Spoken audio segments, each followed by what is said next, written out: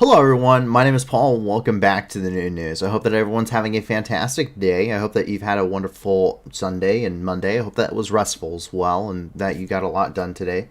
And I apologize for the delay, guys. I know we're starting, at this point, 23 minutes late. So as you may be able to tell from the look on the map here, there are entire countries that are blotted out with points right now. There is just a absolute ton of stuff that has happened in the last 48 hours.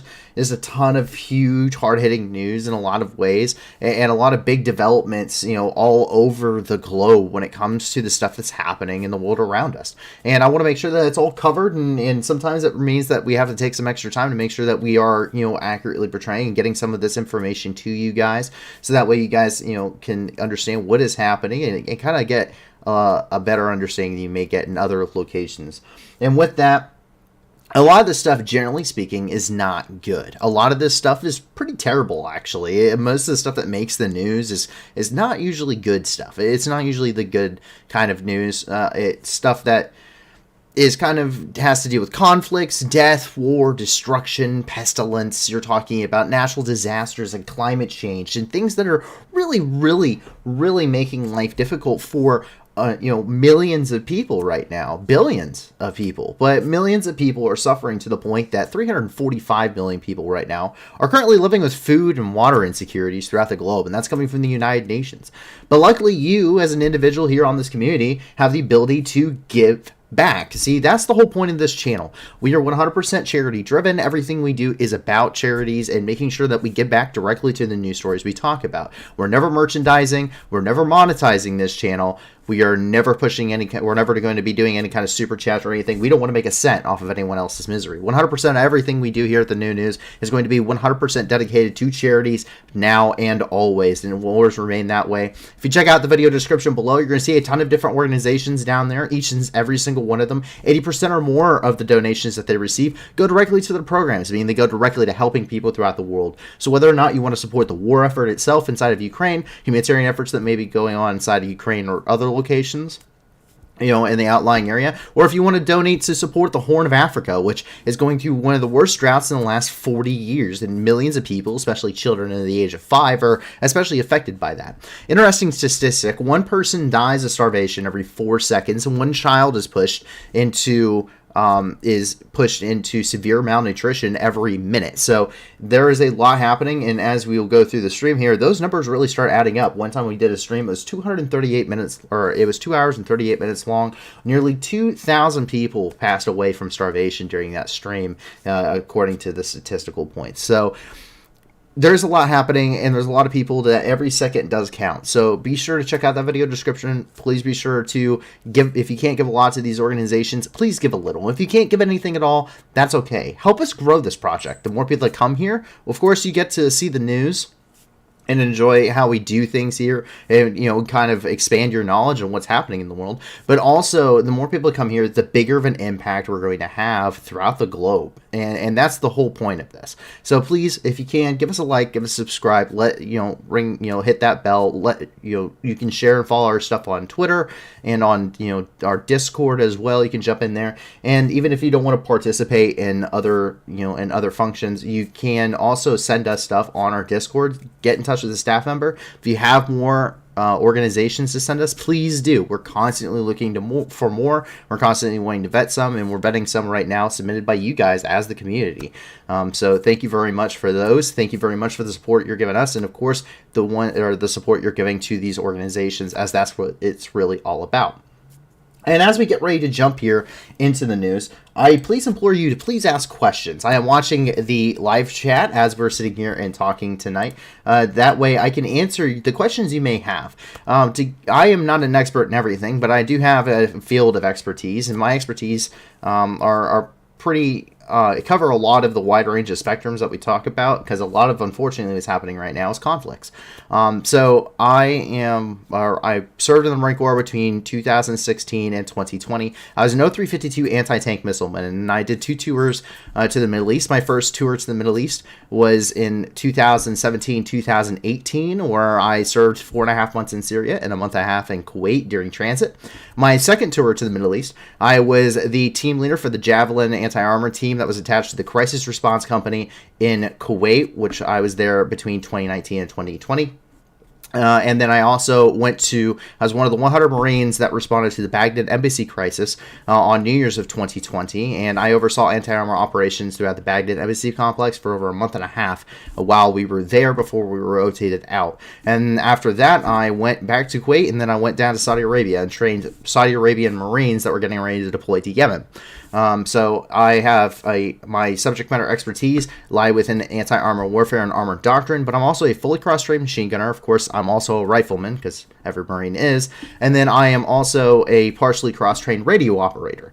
So I can talk in a wide variety of the fields and the topics within those. I'm also very familiar with other things regarding the military too, of course, but I like to at least think myself a little bit well-rounded when it comes to these topics, as I just have a general interest in this and history as well.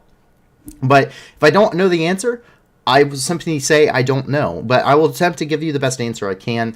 And with anything, and no matter what expertise I may have or that you may have, I always implore you to please do your own research. If any of these topics you find interesting, or you want to, if you want to delve deeper into this map, because I just finished it, it isn't posted yet, but after the stream, I will be posting this map directly to our website. You can go through here, you can click on these points. A lot of these, we have other news stations that you could go to, and you can look at and read their articles on this as well.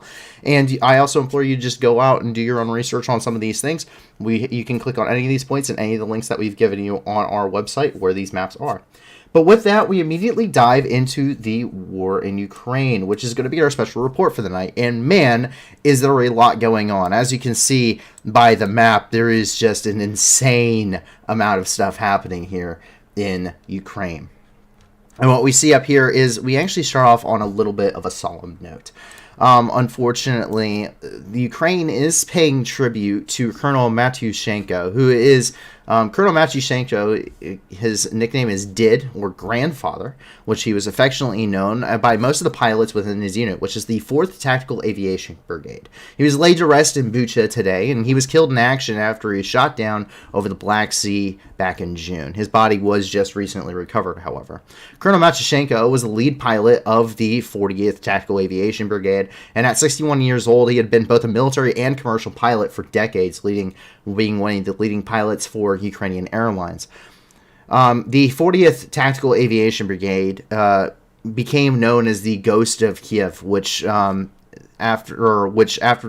after their pilots bravely fought off the very much majority Russian forces, Russian air forces, which numerical superiority was there in the very early parts of the war. It spawned the myth of the Ghost of Kiev, which everyone thought was a single fighter pilot. Even Ukraine says this is just a myth. But the brigade that was overseeing that area of operations was the 40th Tactical Aviation Brigade, and so they now have that nickname of the Ghosts of Kiev. He was the lead pilot here. He was the commanding officer of that flight, and unfortunately, he did pass away and was shot down. But it's amazing that that under his leadership, Ukraine spawned a legend like this, a myth like this of the Ghost of Kiev, and had an entire unit that can now be known as the Ghosts of Kiev, that gave so many people hope in a very dark and bleak time throughout this very early parts of the war. And so this is Colonel Shenko, of course, affectionately known as Grandfather. Once again, the lead pilot of the 40th Tactical Aviation Brigade. And this was his funeral service today.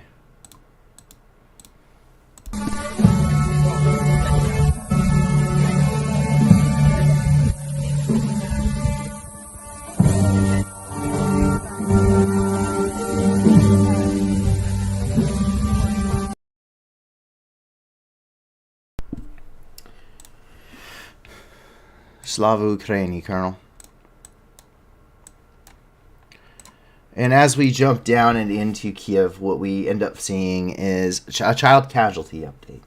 We get these ever so often here, and pretty much almost on the daily at this point. And what we're seeing is a couple of updates over the last couple of days from Ukraine and the child casualties that are happening, which are an especially egregious tragedy of this entire conflict. So the first one comes from the Prosecutor General's office yesterday. They did not have an update for us today. But yes, as of yesterday, quote, since the beginning of Russia's full-scale war against Ukraine, 412 Ukrainian children have died and 784 children have been injured. Once again, that comes from the Prosecutor General's office. However, today, some of the more terrifying statistics came out as well, and this is coming from the press service of the Ukrainian Parliament Commissioner for Human Rights. And they said that, quote, since the beginning of Russia's full-scale war against Ukraine, 239 children were reported missing and 7,894 children have been deported. So that is currently what we are seeing here. Forced deportation of children, of course, is taking children of a group and taking them and putting them with another group is actually cause for genocide under the Rome Statute and under the 1949 Geneva Conventions. So it's especially egregious to hear that report, and we do know that the Russians are doing that. In fact, they happily admit it in many ways. They actually try to use it as a propaganda piece, unfortunately. So, but that transitions us from this northern sector where a lot of the political side of things and a lot of these big announcements are happening up in Kiev, and we move down here into the Kharkiv Oblast, where as of right now, when we are talking right now, Kharkiv is being shelled once again, rather horrifically. These missiles are likely being fired from Belgorod, most of them being Iskander-Ms or converted to S-300, which originally intended to hit aircraft and air targets. Is actually been, some of them have been converted into surface missiles. So we're seeing that, but these are currently, this is essentially what's happening live almost in Kharkiv. We do not know the casualties. We do not know the extent of the damage. All we know is that Kharkiv is being hit with multiple missiles as we're talking now.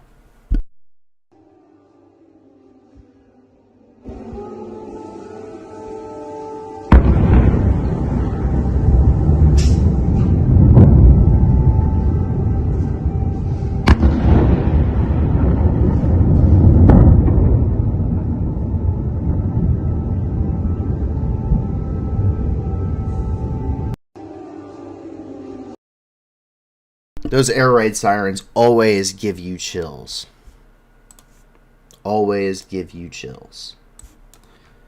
As we move over and we continue on to that, we see that Russian missile strikes do continue to pound Kharkiv for a relatively significant amount. So, quote, rocket attacks in Chuihiv, Izium, Kupiansky, and Kharkiv districts in the Kharkiv region on October the 2nd. 2 people were injured and hospitalized. Moreover, 3 people were blown up by Russian mines. 1 victim died and 2 were injured. And that's coming from Oli Subinov, who is the head of the Kharkiv Regional Military Administration. Speaking of Kupiansk, medical facilities in Kupiansk were shelled. Russian shelling ended up striking a medical institution, in fact, in Kupiansk, killing 1 anesthesiologist and unfortunately injuring a nurse as well. This is some of the damage coming from that Kupiansk medical facility.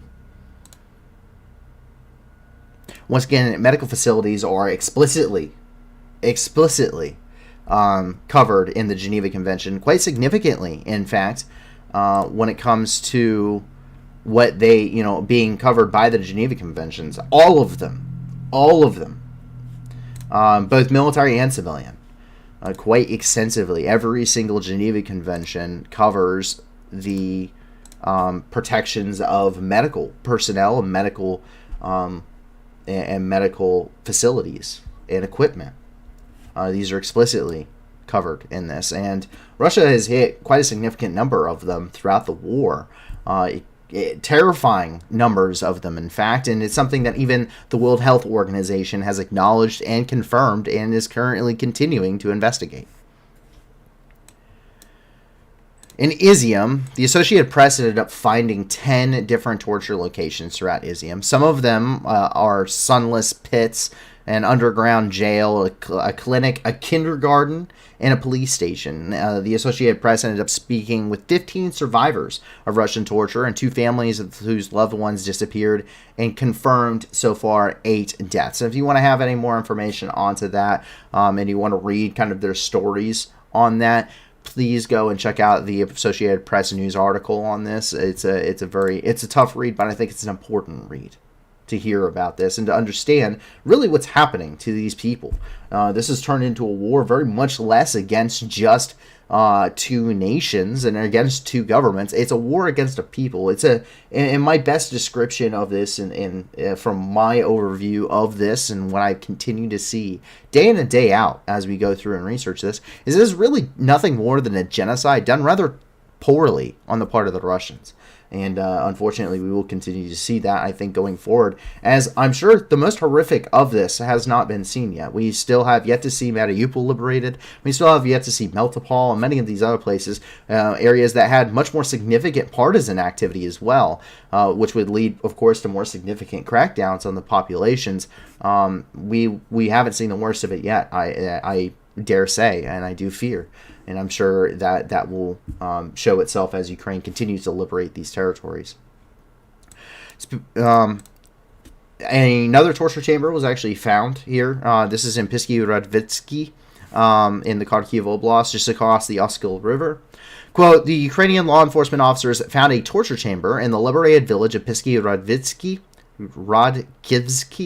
in the Kharkiv region.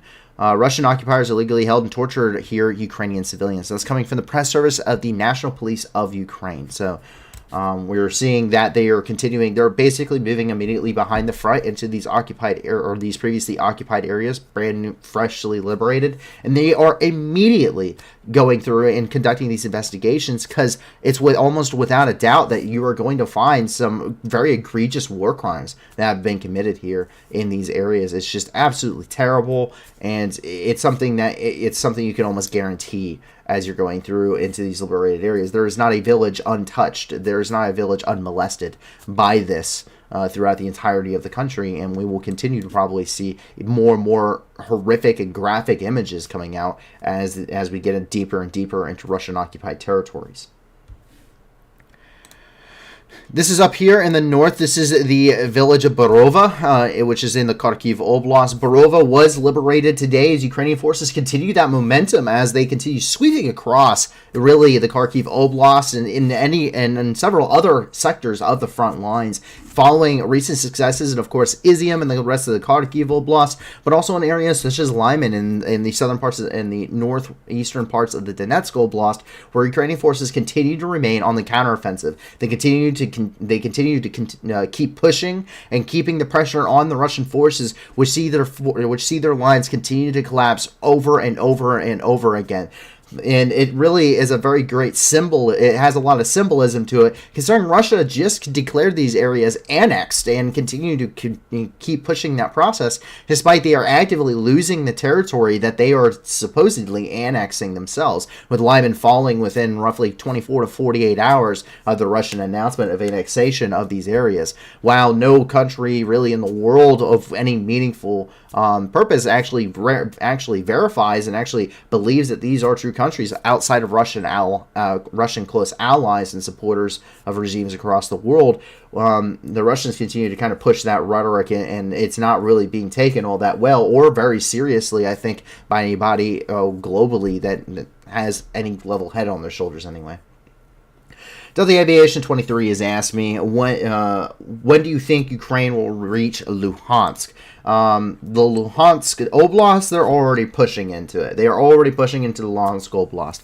When will they reach Luhansk as a city? That remains some time to see. Of course, you have to push through Alchevsk really to get to Luhansk. You could technically if you had the forces, you could technically encircle Alchevsk and bypass it with the majority of your forces and hit Luhansk.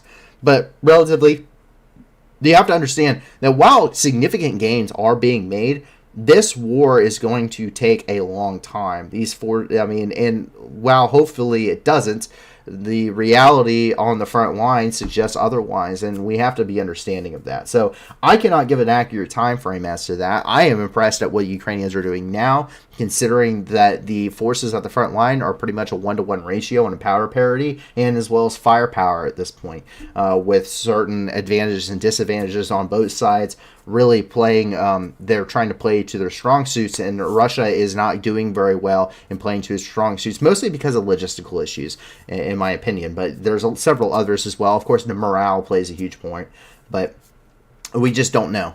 We'll have to see, and I think Luhansk will be it will be a much longer time frame than I think most of us may expect or may wish for.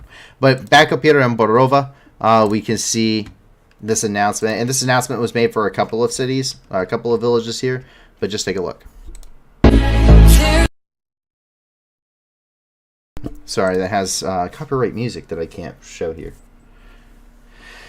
So they're rolling through here. And of course, destroyed vehicles right here on the side of the road as they're moving into Barova.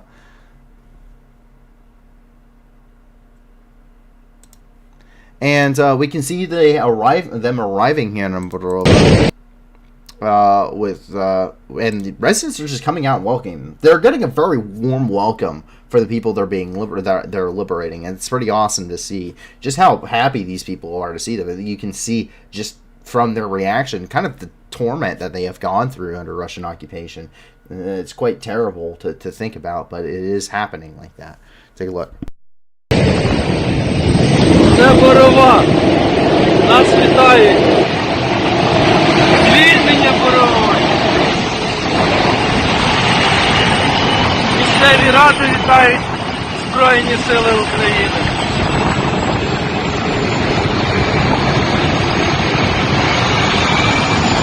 Барова – це Україна. Сьогодні 3 жовтня 2022 року.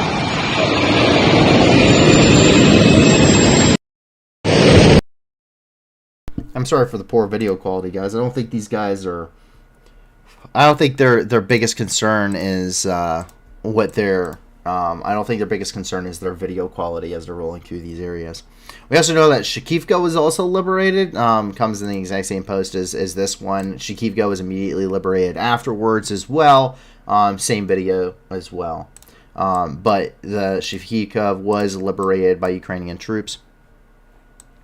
And as we jump down here, they're, like I said, they're getting a warm welcome. There's kids running up and asking for patches. Listen, you don't got to be kid to love patches. I have patches from my experiences. I actually have a YPG patch, which is pretty awesome, from one of the guys that fought in the battle of the city that I was at. So when they went through it initially, cleared that. So so it's really cool. These guys are, and of course it's a cool morale booster. I mean, come on, everyone likes patches. I gave away patches and little insignias and stuff too, because they're kids. I mean, they think it's cool, and these kids are living through quite literally what can be described as hell. So why wouldn't you? But yeah, it's a very warm welcome all across. Тримайте. Файна всіх. Ай! А у вас нашивок нету? Нема. Ще є? Зачекай. Можна нашивку? Нашивок нема. Тримайте оце. Діліться тільки всім. Тримай. Слава Україні! Героям слава!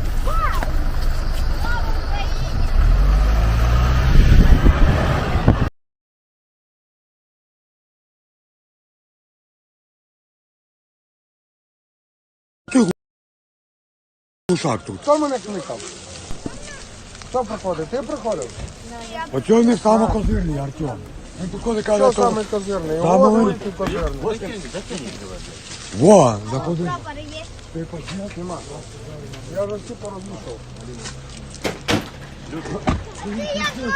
Є схема, але я не знаю, чи ти доведеш її до пуття. У мене 4. Рад говорить, ви візьміть мені лава, я в нього зроблю ідеально. Я це дома їм утром. Бо я ще не буду. Красавчик. Дома надо.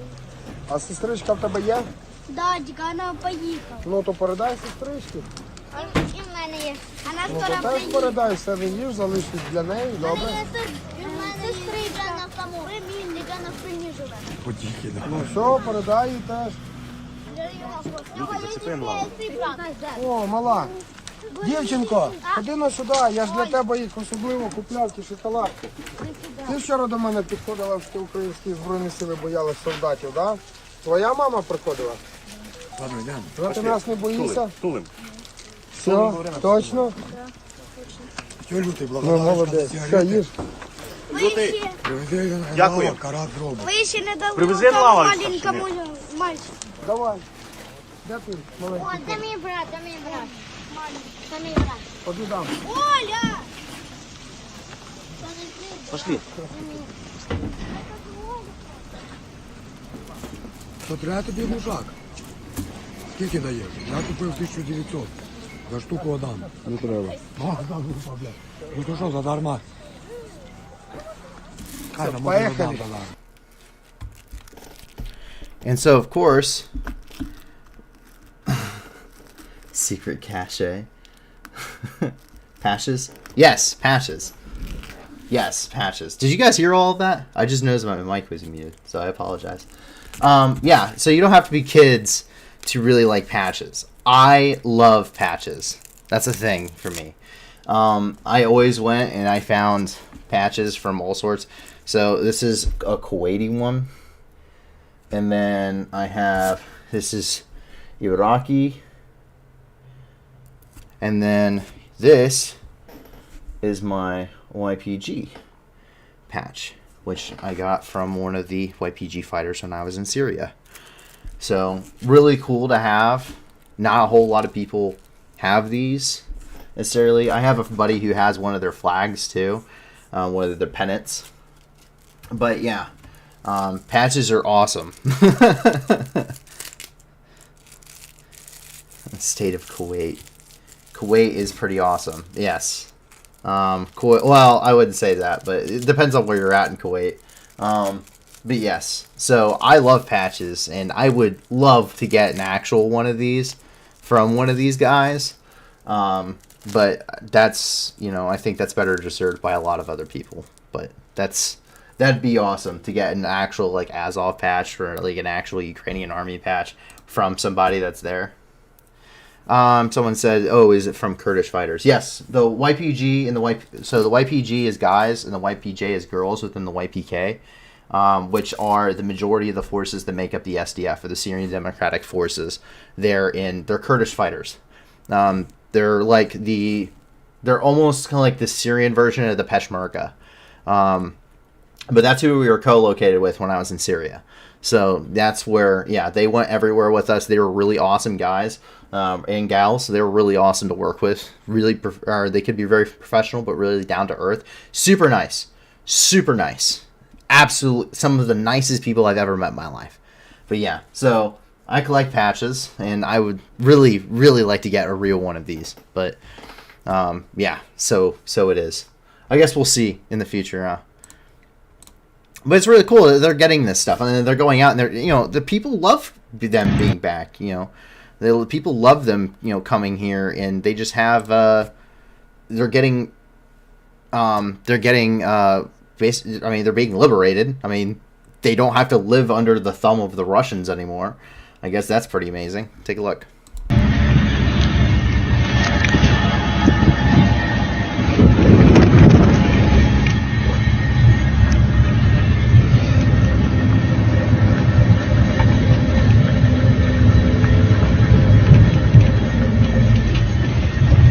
Їсти є, що у вас, ребят? Їсти є? Є. Все, слава Україні! Отак нас зустрічають.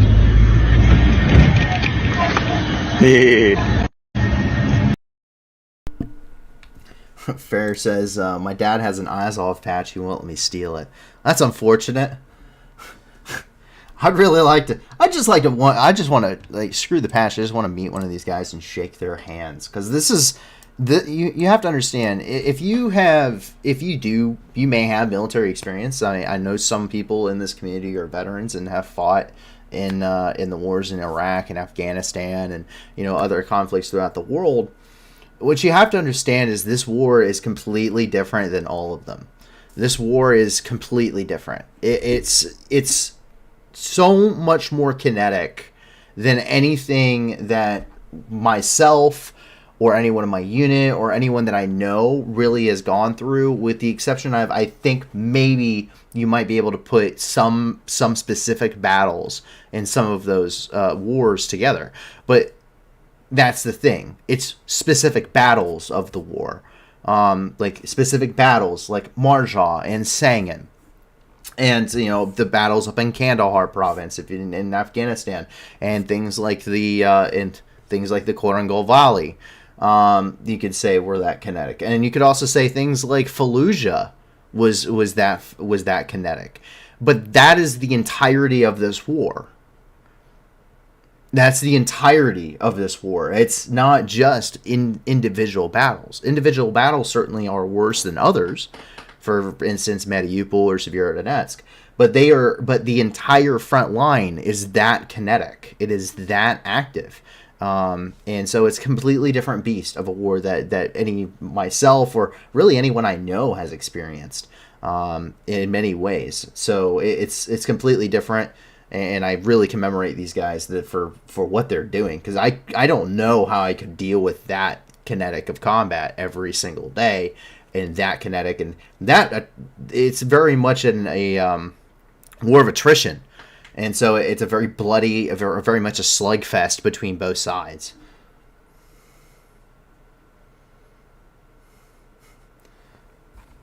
Fair says, as of Straw Defenders, they made a Telegram channel. It's the funniest shit ever. They're so damn positive even after captivity. I would be, especially after captivity. I mean, you survived a battle of Mariupol. You survived being in Russian captivity as essentially being the guys to be wanting to be executed by the Russians. Like, if the Russians were going to execute and kill anybody, it was going to be you. Like, if you had survived that. And then they're, and then now all of a sudden they're liberated. Yeah, the worst of whatever is happening is behind me. Cyburn says Vietnam. Vietnam, I think, could be pretty close. It's not quite 2 states going at it, but it is. Vietnam on average, so to give you an idea, in World War II, the average GI saw roughly 10 days of combat. In Vietnam, the average GI saw 210 days of combat, and that's within a given year.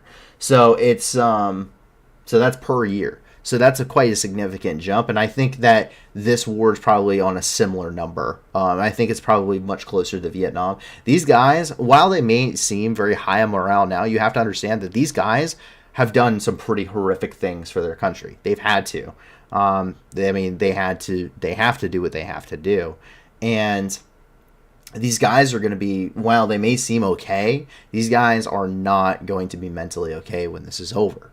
These guys are going to need very prolonged help and support from everybody in a lot of ways. And I think that's probably going to see a kind of a culture shift after this war is over. And I hope that the systems that get in place, and it's not just them. I mean, everybody has been traumatized by this in one way, shape, or form. But these guys, the brutal fighting that's been going on is just, I cannot imagine. It's probably closer to that of like World War I style shell shock, probably. What you can best describe is what we now know as post-traumatic stress. Most people don't like to put the D on that. They don't like to call it a disorder. But post-traumatic stress, a lot of these guys are going to have post-traumatic stress. A lot of people in Ukraine have post-traumatic stress. And it's going to be something that they have to deal with. And a lot of these children, whether they fled abroad or not, these children are traumatized too, quite significantly. But in a little bit of another uplifting topic here, a military working dog in training. Well, kind of, but this adorable puppy decided he wanted to join Ukrainian troops and march onwards towards the liberation of the rest of Ukraine. Так от ЗСУ переносить собачок.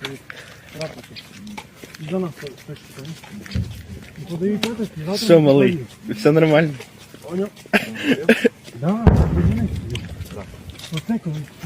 Все нормально, малий?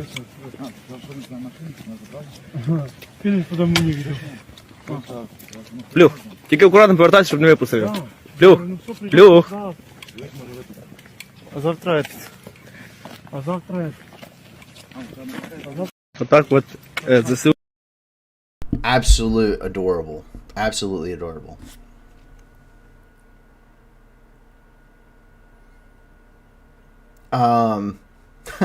Fair says they have an energy drink addiction. Some of them are drinking them with soup. The doctors in charge of them are pretty pissed that they don't have it, that they don't listen to diet advice.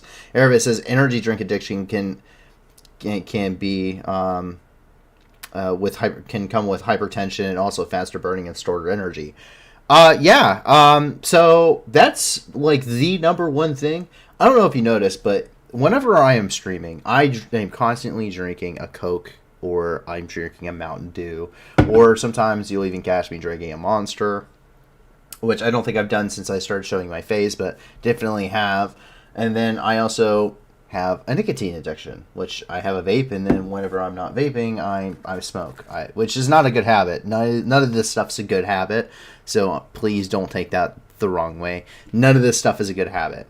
But this is stuff that, while I may drink pop energy drinks a little bit when I was in high school, when I was when I went into the military, it was 100% what I did. I drank an insane amount, and I still do. I have to. I have an addiction to it, and I drank and I smoked an insane amount. And you see a lot of these guys, they have cigarettes hanging out their mouths. They're drinking energy drinks all over the place. Yeah, that's you.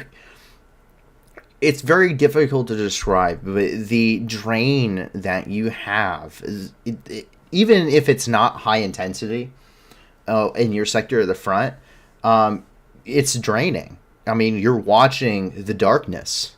If it's night, you're staring out into the pitch black at night, straining your eyes to see something, to see if anything's happening or there's any movement, and listening constantly, because all these things, your every sense that you may have is really raised. It's really kind of through the roof, and in combat it's even worse. But every sense that you may have is kind of heightened, and it's constantly like that. And it's, and so these guys, they're drinking a ton of water. You still drink a ton of water, but they're drinking a ton of energy drinks because you have to keep the energy going. You have to do something. And I knew several guys that when we were doing patrols and stuff, they were drinking Rippets at such an insane amount that it was giving them what's called tachycardia. It was actually giving them tachycardia because they were drinking so many energy drinks in such a short span of time. They were literally taking like 4 Rippets and they were downing them because we have Rippets overseas. And if you go to, I believe it's Dollar General, you can still get them. And I do occasionally still get a Rippet, and I rip it because that's what you do with them. But yeah, you have to do something. And then also same thing. Like there was a point where I was drinking 5 energy drinks a day in Syria. And these things on the cans, they're called Just Powers. They say don't drink more than I think it's 500 milliliters a day, and they're 500 milliliter cans, and I was drinking 5 of them. It's not good, but I was awake on post. I was doing, I was going out on patrol. I was doing missions, and I didn't know when I was going to sleep, and I didn't know when I was going to shower, and I didn't know. So I smoked a ton. I smoked upwards of 2 cartons a week in Syria, and I drank a ton of energy drinks, and it's not healthy for you. It's not something good in the long term, but you have to find something to keep going, and it's a comfort thing. And so that's why you're going to see that. It definitely is true.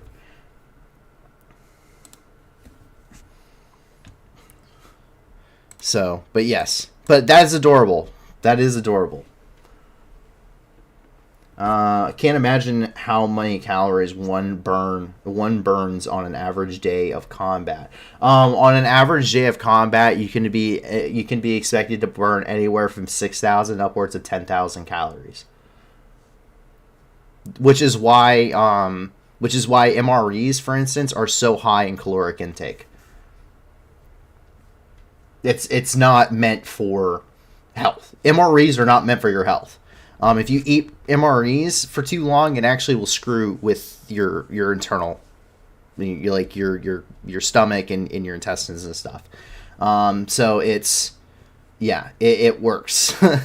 It doesn't. It's not good for you. But the point is a high caloric intake, because you're trying to supplement it, and that's why you're only supposed to eat like at max. I think it's 2 a day, maybe 3 a day if it's an especially hard day. But you're not supposed to eat a whole lot of MREs if you're not being super active, because it's not good for you doing that either. You're taking in a lot more calories than you're burning. So as we kind of move down here, so this is coming out of near the area of Dobroviv, and we see that LNR forces were abandoned by the Russian command. These are men who managed to get away alive from Dnipro, also known as Dnipro here in the Donetsk Oblast. Quote, this is the second day in a row they are sleeping on the pipes. We ask our republic for help. We don't know what to do. They sleep outdoors. Thankfully, there is no rain. This is how we treat survivors. At this point, it seems that they're having issues communicating with their command, and they're getting rather upset at just the Russians essentially abandoning them. Take a look.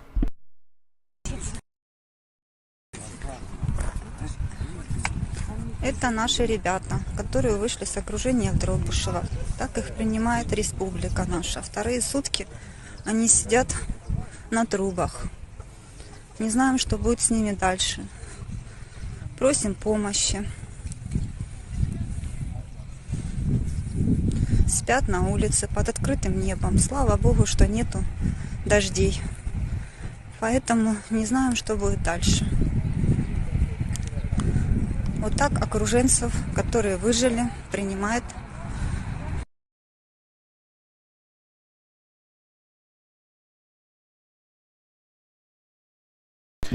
And so as we continue here, we get to see the type of humanitarian aid that the Ukrainians were getting inside of Lyman, which has been recently liberated. Humanitarian aid that civilians were receiving, they is just kind of absurd. They were hoping it was going to be food. It wasn't. So this is the aid package,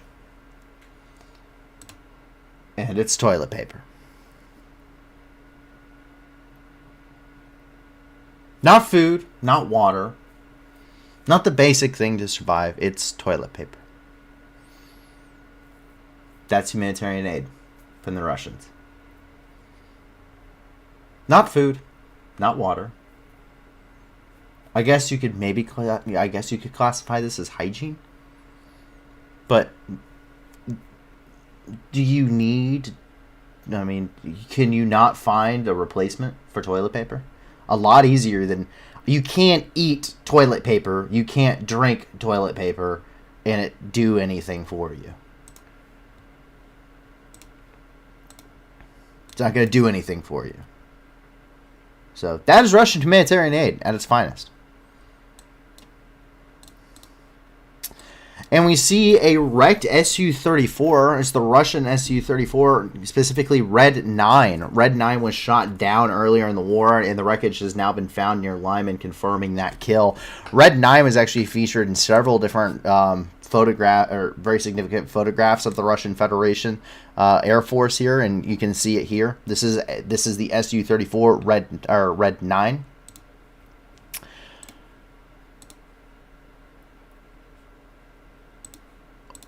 Jump down. I skipped one here. And here you can see it again. And you can actually read that tail number. We take a look if I can zoom in here. Maybe. Nah, not close enough. But you can see, I think that's 91852. And if we go over here, we can actually see the wreckage. Sorry, 81852. So we actually can get the identifying marks off of that, off of the tail number, to identify that as Red 9.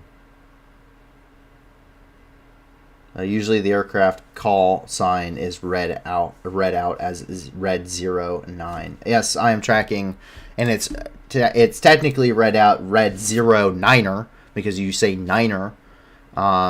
You express that at the end whenever you're reading military in like a military phonetics. But yes, I just say Red 9 because I don't have to do military phonetics anymore. I can semi-talk like a normal person again, kind of. Took a while. Over here in Toretsk, we can see that it was liberated by Ukrainian forces as they continue to press deeper in their counteroffensives here on the front lines, continue pushing through, keeping that momentum up, and they're continuing to maintain that momentum across the entirety of the front. We can actually see them out here outside of Toretsk.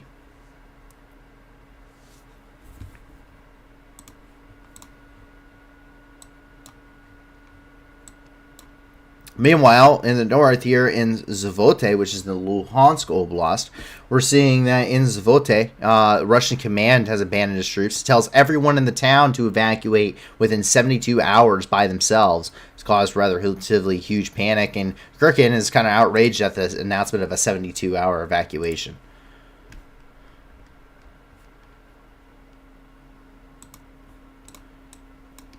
So it looks like Ukrainian forces will be in Zvote in no time.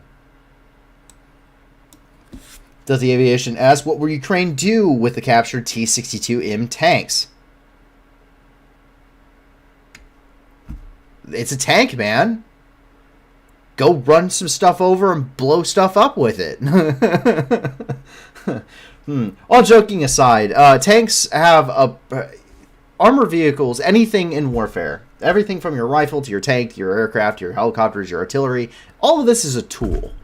And a tool is only as good as it's only good for certain jobs, right? Like you can't just take duct tape. You can't just walk into, a house with duct tape and expect to completely renovate the house with just the duct tape. It's just not going to happen. So these T-62s, they may be old. That's true. They're old, but they're tanks, and they're free tanks. They're free, which, considering they're millions of dollars worth of equipment a piece, if you're getting that for $0, then that's pretty good. I mean, I'll take that. In fact, the Russian forces have lost so much equipment that it's actually there's a theory right now, a pretty strong one. The Ukraine's actually fielding more armored vehicles on the front lines than Russia is right now. It's pretty crazy to think about, but it's possible. They have lost that many troops, and Russia is suffering from that manpower shortage. That means they can't operate as many vehicles as they did, especially earlier in the war. And, of course, they're taking significant losses, too. And so, the T-62 tanks, though, as you can see throughout the duration of this war, it doesn't matter if it's an old tank or a new tank. It doesn't matter if it's a T-62, a T-62M, or if it's a T-90M, they blow up all the same. And it's usually by guys with, maybe for a missile it's kind of expensive, like the Javelin's over $100,000 for a missile, but it's $100,000 to blow up a $4 million tank. Well, it's usually a single or a small team of infantrymen blowing up a $40 million or a $4 million piece of equipment, and it's happening over and over and over and over again. There's so many submissions into the Ukrainian turret tossing contest. I simply do not know who is the winner at this point and who could possibly be the winner at this point. So, armored vehicles serve a purpose. They're a tool. The Russians mechanized their entire army. So, the Russians don't have light infantry. They do not have light infantry. About the only thing that you could consider a light infantry unit is actually the Russian Special Forces, the Spetsnaz. And even then, they are mostly mechanized if they're operating in a conventional capacity. So, there is no Russian light infantry battalions. They don't have battalions like any NATO country does. So they're completely mechanized, making them a very easy target. They basically took the duct tape and tried to renovate the house, and it doesn't work like that, which is why you're seeing such significant losses on the Russian side, because you can't run an army like that. It's not effective. It doesn't work. Never has, and never really will. And even the Germans, who really pioneered that whole, it's called the Blitzkrieg tactic, even though they never called it that until after the war, they pioneered that whole Blitzkrieg offensive tactics and once they got a hold of tanks and how to develop tanks and develop their tank doctrines, and mechanized, they still maintained infantry battalions. And then they had panzer battalions. They had panzer divisions, and they had infantry divisions. I mean, they understood that there was an important difference, and every other nation did, but the Russians. So, but it's still a tank, is the point. If they all blow up the same, and you just need tanks, then they just put in tanks. So the T-62 will be just as good as anything else.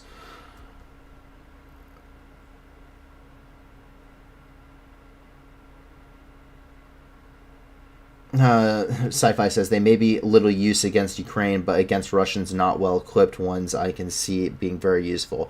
A tank's a tank, man. As long as it's not always about the weapon systems that you have. I think that's a very important distinction to make. Ukraine could easily have all of this equipment. They could have all these HIMARS. Hell, they could even have brand new fighter jets.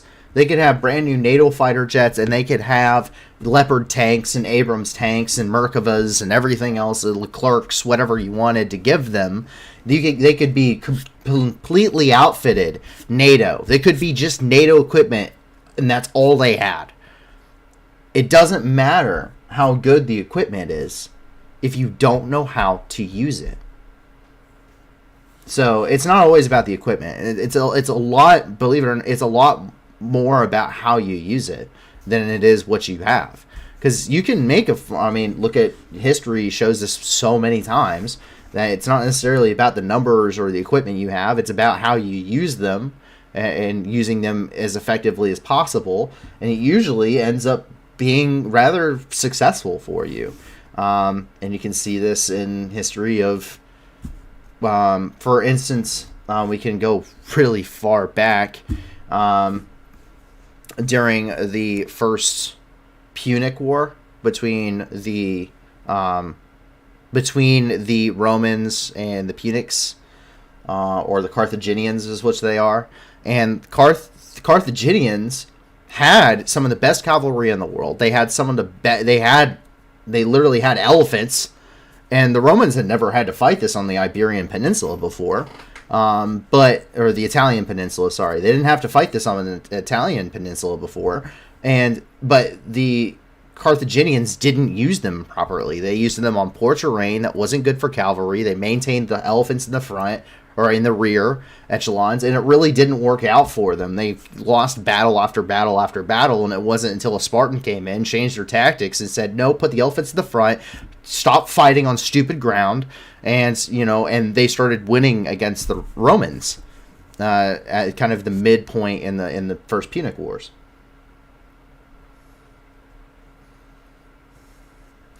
So it's a lot about what you have, not necessarily, or it's not about what you have, it's about how you use it. Does Ukraine even have T-62 shells in their stockpile?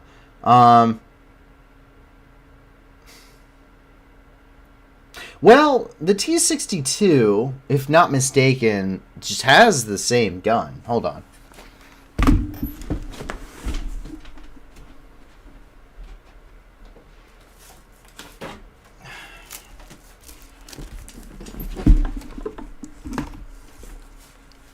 All right. Let's look at what the official book says. Give me Russian tank. The Book of Knowledge. This is, for those that don't know, so this right here is my United States Marine Corps anti-armor or anti-tank missileman knowledge book. It is literally, we call them knowledge books.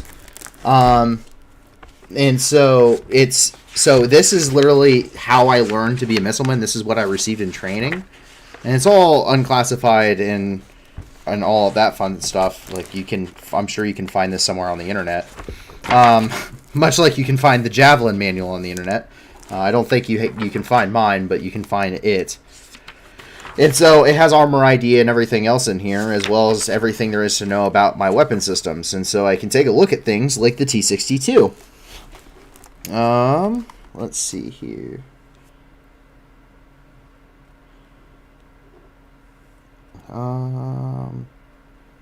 T-62 has 5 double sets of milled road wheels and a large gap in between the 4th and 5th road wheels, the decreasing size gaps towards the front and an unsupported suspension.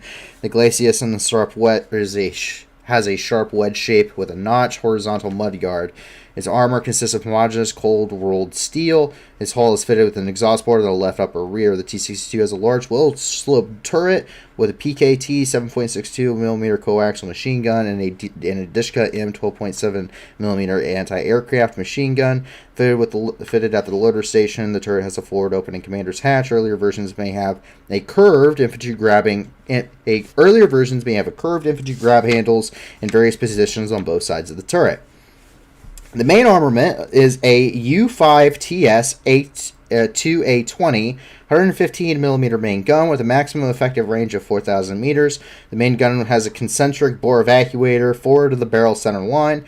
Upgrade variants can fire the Bastion anti-tank guided missile from this main gun. The vehicle can forward up to 5 meters with the OPVT snorkeling gear. T-60 has a crew of 4. Later variants make extensive use of various types of explosive reactive armor. T-62 weighs 40 tons and has a maximum range of the vehicle is 450 kilometers and a maximum road speed of 50 kilometers an hour. This, as opposed to the T-64, skipping here to the armament, has a 2A26 125mm main gun with a max effective range of 4 kilometers, 4,000 meters.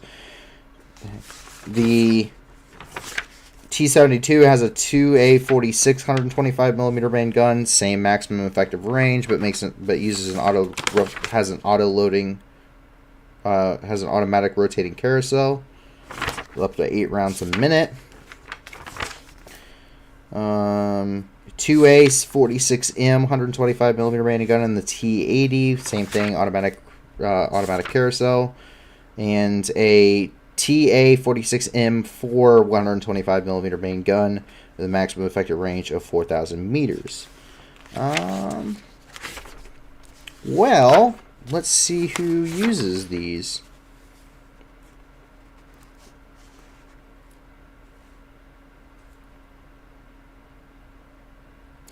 They could get them.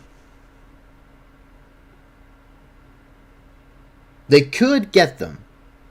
They do have, so of course Ukraine captured like a shit ton of ammo with all this stuff. But, according to this, the T-62 is a former Soviet Union medium tank used by Afghanistan, Algeria, Angola, Bulgaria, Cuba, Egypt, Ethiopia, Iran, Israel, North Korea, Libya, Russia, Syria, Tajikistan, Uzbekistan, Vietnam, and Yemen.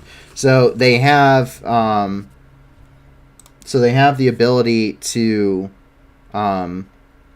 they could source it from Israel or Egypt or Bulgaria. That's a possibility. And I think the other tank that I'm thinking of, let's see. What do you have? Oh, that's a 100mm main gun. And then you have a... What is your main gun? What is your main gun? Oh, it's a 76mm. Okay. Okay, then. Well, yeah. So I don't think... Outside of sourcing them, I don't think... Yeah.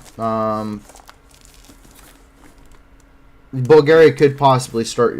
Demise FPS says Bulgaria could possibly start production of the shells, like 152mm shells they have been being for the Mistas. That is true. So that's what I was saying when I was reading through that. So Egypt, Israel, and Bulgaria, all of which are coalition, or all of which are like friendly nations to Ukraine, they are supposed to have T-62 still in their arsenal, meaning they have to have they should have a stockpile of munitions for them.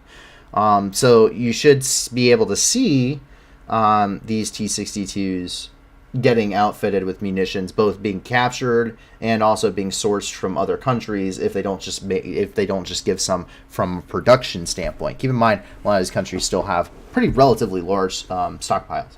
I'm sorry it took so long to go through that, but It's always nice to be able to read through that because that has the answers. Israel doesn't use T-62s. Well, according to this, they do. And this is official, so this is the book. This is the book of what they have. You're right, they don't actively use them, but they have them. It doesn't mean that they don't have them. They do. Israel specifically uses the Merkava 3 and the Merkava 4, and they're now coming out with the Merkava 5, which is also in here. I also have that in here.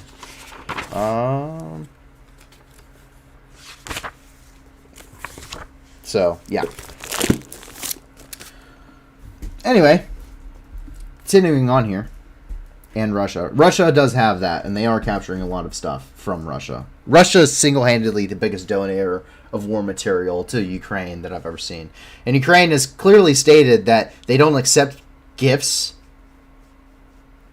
from murderers, so they plan on returning everything to Sunder. They're in non-combat services, the T-62s. Yes, but that means that they have the tanks, and therefore the munitions for them. More than likely, is what I'm saying. Just because they don't actively use the T-62 doesn't mean that they don't have the T-62. By the way, I used to live in Israel. Well, that's pretty cool. But yeah, I mean, I have so that's, like I said, the official anti-armor warfare book. This is from my schoolhouse. I got this in the Marine Corps to teach me, what countries had what equipment, what the equipment was capable of doing, and what they can, and being able to identify these at a moment's notice. So Israel has the T-62. It's just they may not use it actively because they have the Merkava, which is single-handedly the best tank in the world. So they don't need to use the T-62. Once again, Israel isn't desperate like Russia. We see the successes of an ambush here as we continue on. This is from the Ukrainian troops that conducted an ambush on a Russian logistical vehicle here in the Luhansk Oblast. Take a look.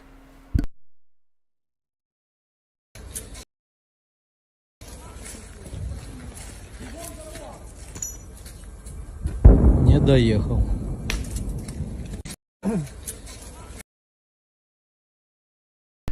That guy is having a very bad day.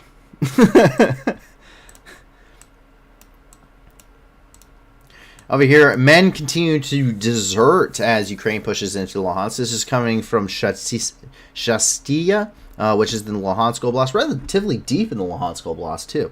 He says, this guy says, quote, I served for 7 months as asked, and now I'm treated like scum and traitor of the Republic. Tell me, what kind of treatment is this? They'll send you to prison. Someone says they'll send you to prison. So what? At least I'll live.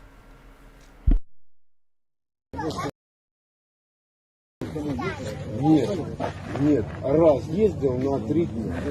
Когда в феврале месяце, 19 числа, началась мобилизация. Мне позвонили по телефону с сельсовета, с села, которая девушка занимается военно-учетным столом. Саша говорит, надо в военкомат. Я с работы приехал домой, собрал рюкзак и поехал в военкомат.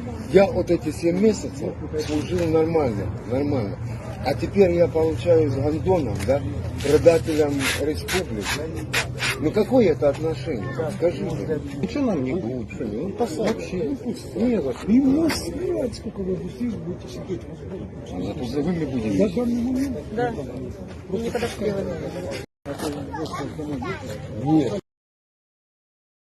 And keep in mind, he's talking about a Russian prison. He doesn't care. Russian prison or not, at least he'll be alive. And that says a lot about the casualty rates that they're taking. At least I will be alive. Over here, we see, of course, the daily Donetsk update coming from Pavel Krylenko, who's the head of the Donetsk Regional Military Administration. He says, quote, the Russian aggressors fired missiles on the Donetsk region on October the 2nd. 1 person was killed and 9 citizens were injured. Once again, coming from Pavel Krylenko. And we can see his daily Donetsk update coming here from his official Twitter account here.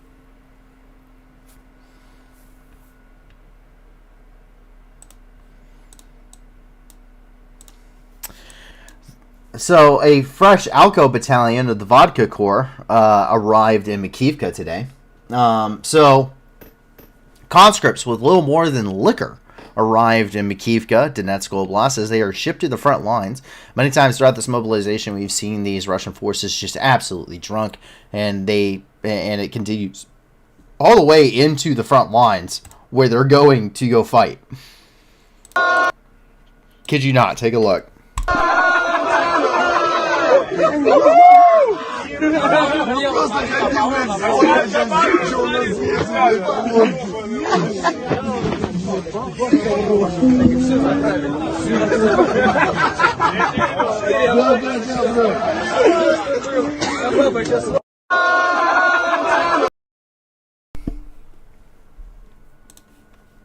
So, that is the Alko battalion of the Vodka Corps arriving in Makivka.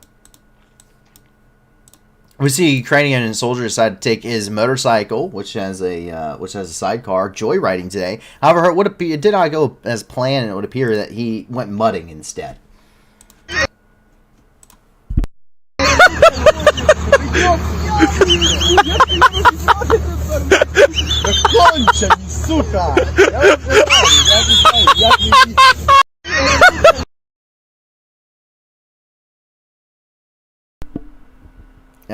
He says, Delta Aviation, if you're drunk, can you fight? You can. You're just probably not going to win, and you're probably going to die, because it's really a bad idea to drink in a war zone. I don't know if anyone realized that overtly drinking, not drinking in moderation, is generally not a good idea. But doing it in a war zone where people are actively trying to kill you and probably aren't drunk on the opposite side, definitely not a great idea. And we've seen what happens when drunk Russians meet combat on this channel. Generally speaking, they end up very, very dead. So, Ukraine's best described as a war of attrition. Really, it's a meat grinder. And we know that both sides are taking heavy casualties. And we can see that here. This is a ground evacuation of a Ukrainian soldier which has been wounded here somewhere in the Donbass. Take a look.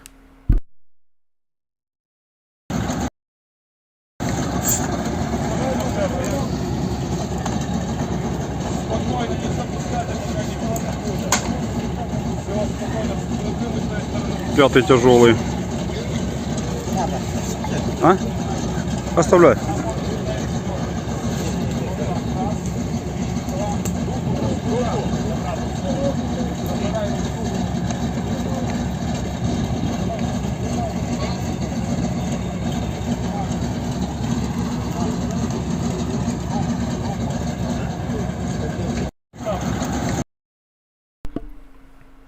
So that's them prepping. So they just got to moving him, and you notice they bend down to like treat him pretty much and get ready to move him again. But they're going through, and they are, one of the things that they're doing is they're checking. So you can see he's checking them out right now. Anytime you move a casualty, you check them. You check their tourniquets. You do everything else. So you check everything that you have done. If you did any bandages or anything else, you want to make sure it hasn't come loose after they've moved. You don't move somebody without checking their stuff, because if something comes loose, like a tourniquet, which can happen. I have had tourniquets snap. Good ones. The cat tourniquets, I have had them snap after moving somebody that was wounded. And they can bleed out and easily die from bleeding out on something that's preventable. You just put another tourniquet on there. Nice, high and tight. So, and they're also probably going to end up cutting. You can see over here, this guy who's walking, you can see they've cut his pant leg. That's pretty common practice. They will literally just cut the clothes right off of you. They don't. There's these things called raptor shears, which are really cool. You can cut through a penny with them. But I used to carry some raptor shears. I don't know what happened to mine, but they're really nice. But they cut through all of your combat fatigues, and they just get right into it. You're not getting your combat fatigues back. So don't wear anything you don't want cut up if you get wounded.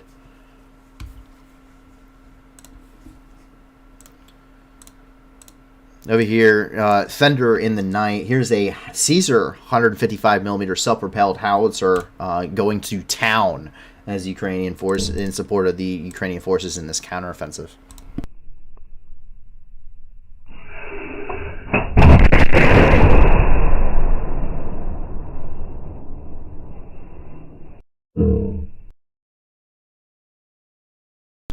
Gotta love it. Over here at the Zaporizhzhia nuclear power plant, the director was released from the Zaporizhzhia nuclear power plant, and he was detained for a short period of time by the Russian occupational forces, of course, the international.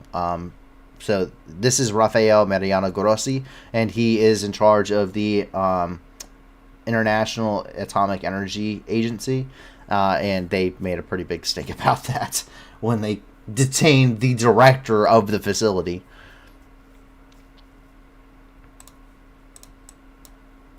And before we jump up here, we can see that they're not all equals in Russia. So this is coming from a Wall Street Journal article. Quote, so more than half and possibly up to 90% of the people currently drafted from the peninsula of Crimea are Crimean Tatars. Despite them only making up 13% of the population. So remember, if you were here before, Russia, you may remember I have talked about this a little bit. Russia does not see Russians equal. So even if they consider Crimea, which is not, by the way, Crimea is Ukrainian, but even if they consider Crimea to be Russia, just as they consider Dagestan to be Russia, or Moscow to be Russia, they don't see these areas of Russia outside of Moscow and St. Petersburg as Russian. These people that live in Moscow, St. Petersburg, and these kind of areas, Belgorod, the Kursk, these people are Russians because they're Muscovites. They're Muscovite Russians. They're not Siberian. They're not Dagestani or Chechen or South Ossetian or Crimean. No, these people are Russians. These people are ethnic groups in Russia that are to be sacrificed like cattle for a war. Russia continues to, their conscription numbers are the highest within poor regions of Russia. If you were a male in Moscow, could you get called up? Yeah. If you were detained during the protests, you certainly were. But the likelihood is actually relatively low, because the people that are going to get called up, the people that are going to get mobilized, is Dagestan, is Chechnya, is, these places that you're expendable. You don't have anything else. You provide nothing to the Russian Federation. You're not the smart ones. You don't have the colleges. You don't have the institutions. That is how they view it. You're not really Russian. You're from Dagestan. You're not Russian. You're Chechen. You're an ethnic minority with no other alternative for any kind of success in your family. That is how the Russians view it, and they are doing the same to the Tatars.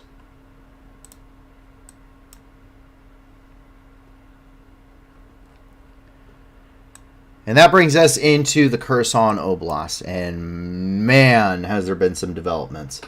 So as you can see, there's been some changes.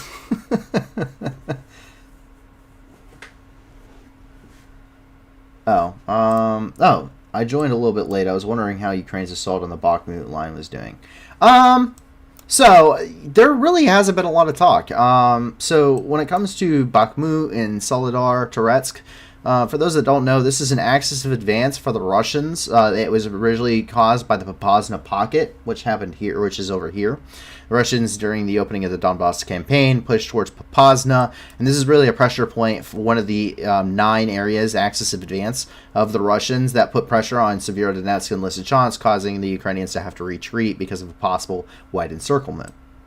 That has developed into where Russia is now eyeing, this highway down here, which runs through Toretsk, and this highway over here, which runs through Bakhmut, which really covers it's a main MSR or main supply route for the Russians and it really gives them a great link up here and can possibly encircle the Ukrainian troops here. Now, this is supposed to have been worked with when they were going to kind of do a pince, which is why you're seeing Kramatorsk and Slavyansk getting shelled relatively frequently, because Russian forces up here, they split between, after the battles of Severodonetsk and Lysychansk, they split between going over here into the Bakhmut Solidar area. They had small forces go over here by Sibirsk, where they had a minor, what we assess to be a minor offensive movement, really a pressure point, more or less, than the main offensive.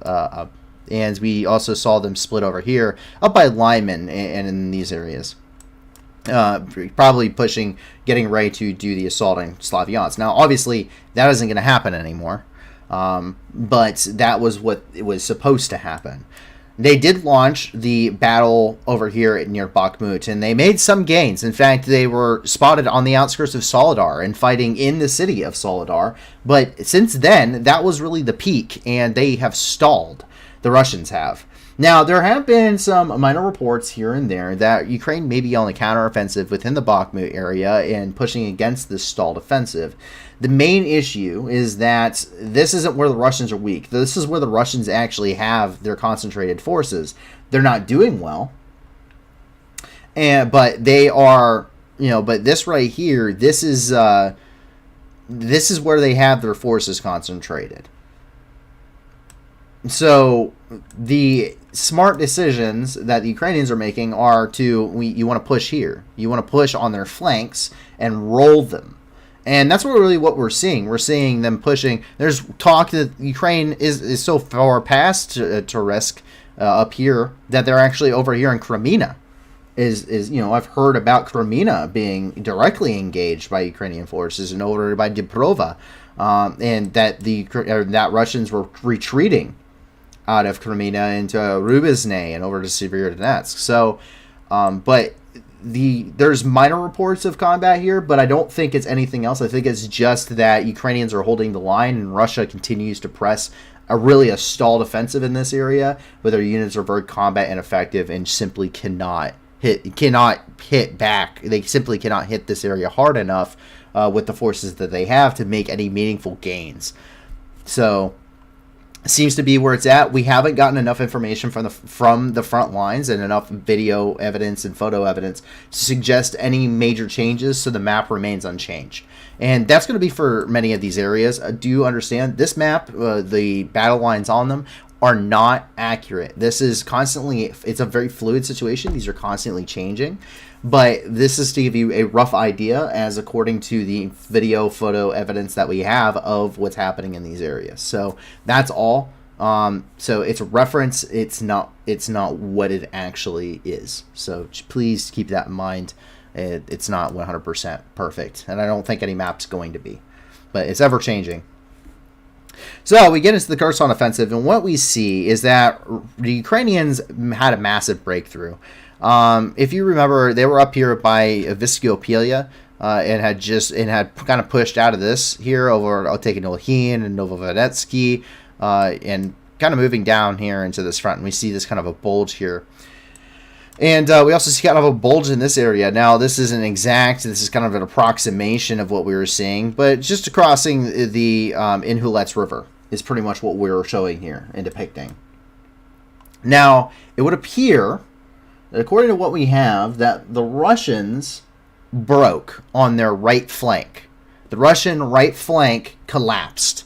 And what we're seeing is that Ukrainian forces are exploiting the gap in the line and are pushing very quickly through this area. They have covered in about, as of when the most recent information, about 20 kilometers actually into the Kherson Oblast, and are actually rolling the Russians up in towards Novokakhovka and over into Kherson. There's been reports of fighting in other areas too, and some minor gains, but nothing significant like the right flank. The entire right flank collapsed. The Russians retreated back over here. This is in Duchany. And they actually, we'll get to that here in a moment, but they may have already evacuated Duchani and may be falling back to even further lines back, which are obviously going to be much less prepared. The Russians have a defense in depth within the Kherson Oblast. One of the reasons why you're not seeing as significant gains here, and they also pushed a significant number of troops into this area. There's reports of nearly 10,000 Russian forces reportedly going to the Kherson Oblast, but we do not see, after seeing that Novokhovka and over here in Kherson, that they have to cross using ferries as opposed to really pontoon bridges. They have some pontoons, but not very many. And so it's going to be very difficult for them to actually get troops and supplies and equipment across the Dnipro River, which is quite large, into the Kherson Oblast to reinforce their positions. And so it's just if you're Russian, it's a terrible situation. If you're Ukrainian, this is a textbook outflanking maneuver. But we can see up here, this is in Kreshchenivka, which was liberated. And we see that here.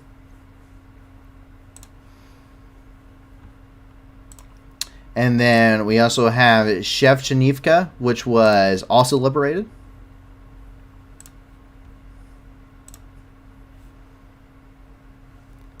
And we have over here Mykolivka, which was liberated.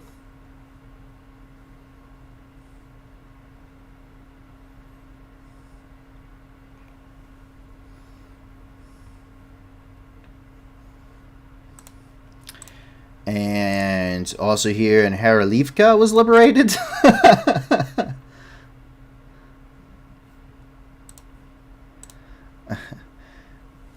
And yeah, so that's the liberations of the day. Daniel doing, I see your question. I will get to that for you here once we kind of roll through these main points. Something interesting you see here is the usage of a Mark 19. It's a Mark 19 Mod 3 40mm grenade launcher. It's a grenade launcher machine gun, and it's being used as a mortar. And something even this person asked, like, does someone that is someone that knows how to do this, like, or if this is actually something, like, is this something you should be doing with it? Can you do it accurately? Yes, you can. In fact, if you go to the Advanced Machine Gunners course in the United States Marine Corps, you are taught how to do this as a machine gunner. This is something they are taught how to do. So take a look. This is a Mark 19 Mod 3 40mm automatic grenade launcher.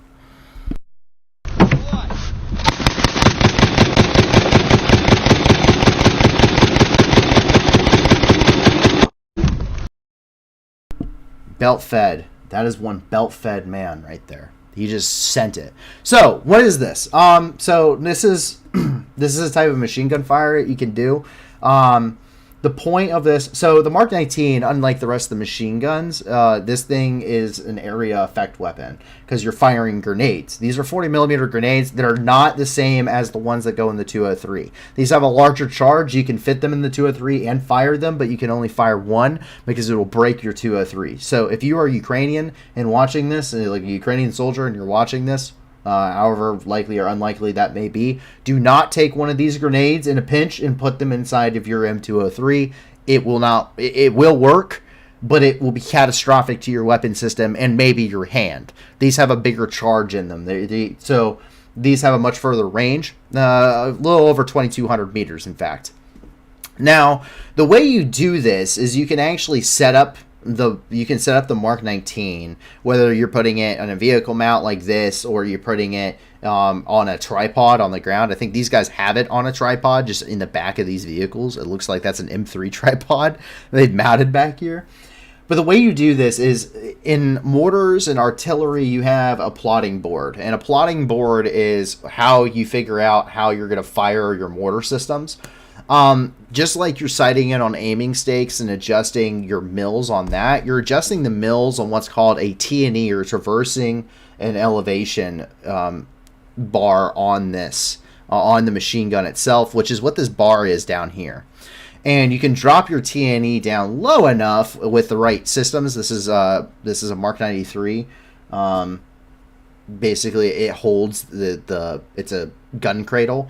The Mark 93 gun cradle can actually drop low enough that you can set this up on this system to do it, and you can actually take a plotting board and you can set up the plotting board, and as long as you know how to do it, you can actually, I've never learned how to do this. I never went to an advanced machine gunners course, but you can actually go and you can do it just like you would a mortar, and then you can put in the elevation, you can put in the direction, deflection, and elevation on the mortar, or on the Mark 19, and you can drop it, put in all of the measurements that you have for that, for your mills, and then as long as your math is right, you're gonna put a shit ton of 40 millimeter grenades on the heads of whoever you're shooting it at. As long as your math's correct and you're in range, realistically, this should be fine. This works. It's a tactic that even we're taught how to do. Well, if you go to the course, you're taught how to do this. So it's very effective, believe it or not. I don't know how much thought these guys put into it. We've seen them also do it the AGS-30, which is the Soviet version, essentially, the Russian version of the Mark 19. But it's very similar, and it can be done. And you can also walk him. You can also walk him on target too, as long as you have a forward observer to give you those adjustments.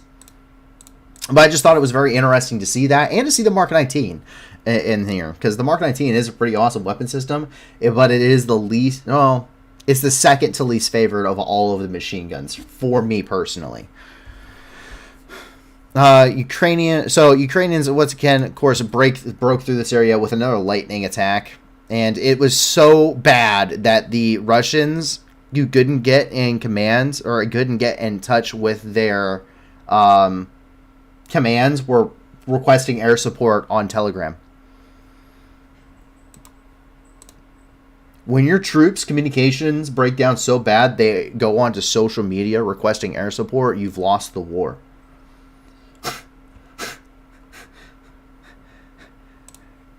Meanwhile, Ukrainian air support's just fine. I mean, we see here Ukrainian aircraft that were conducting close air support for Ukrainian troops there pushing on the front lines.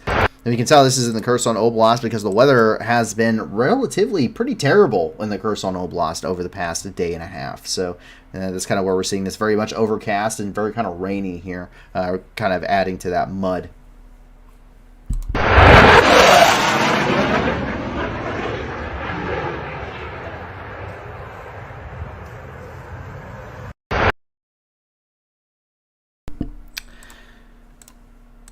And it's an oldie but a goodie.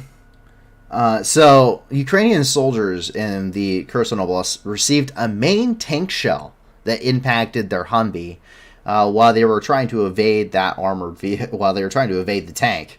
And the shell was stopped by the protective armor of the Humvee because it was an upgraded armored packaged Humvee. I believe it had the B upgrades on it. Keep in mind, the armor is not rated to stop a main tank gun round. These guys are insanely lucky. And all of the crew survived, reportedly, with only minor injuries, mainly concussions, and a really, really big need to change their shorts. Take a look.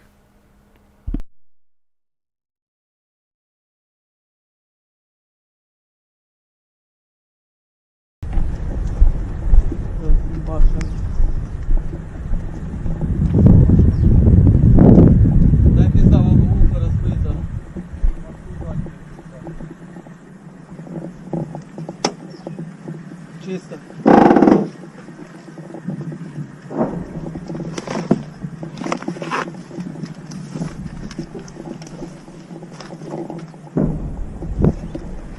Техника едет. Гул техники, блядь, с пивня. Гул техники с пивня. Слышишь? Отъезжаем, отходим, парни, отходим. Сука, хуёво, а так нахуй его мой, ебать, ебать.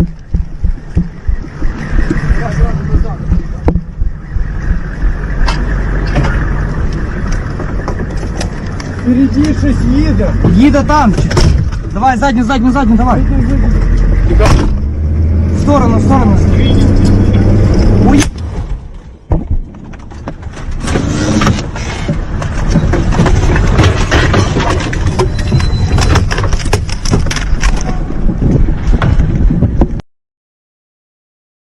Now, I have lived and worked inside of these, and let me tell you, that's not good. These aren't rated to survive that. And someone says, I thought it was a 30 millimeter, not a tank shell. Yeah, so you said, I thought it was a 30 millimeter, not a tank shell. My understanding is it's a tank shell, and I believe it bounces before it actually impacts the vehicle. I think it's a ricochet, or it gets deflected. It doesn't have a good angle of fire on it. But either way, you shouldn't have survived that. The armor on a Humvee is rated for 50 cal. It's rated for up to X amount of rounds at 50 cal. Not to give anything specific to see if anyone wants to try and punch through it. So he should not. They should not have survived that. And it's a miracle that they did. But that's insanely terrifying to think of. Knowing what that's like. And also notice that they're carrying like M16s and stuff this entire video. This guy's like rocking an M16 here while they're rolling through here, and him and his buddies.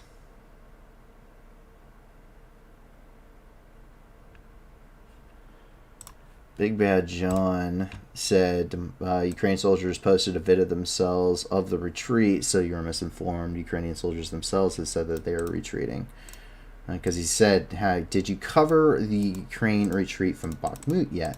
The Ukrainian forces haven't retreated from Bakhmut. So Ukrainian forces, no channels that we follow, none of our sources have stated that there is a retreat in Bakhmut, including the Russian sources have stated that there is a retreat in Bakhmut. Now, the Russian forces, as I will go over Bakhmut again, the Russian forces in Bakhmut really hit a wall in Bakhmut, which is why you see them conducting pretty heavy precursor bombardments again, such as in areas of Bakhmut, Toretsk, Soledar, Siversk, and Chasiv and Kostanivka. You're seeing pretty heavy bombardments. You're also seeing the use of incendiary munitions in Bakhmut, which we covered not but a day ago.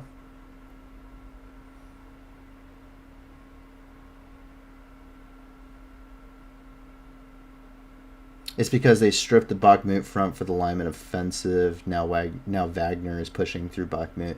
I have a hard time believing that. I do not believe Wagner is pushing them back. At all. Like, at all. I know Wagner probably better than about anybody else is going to watch this. They're not pushing them back.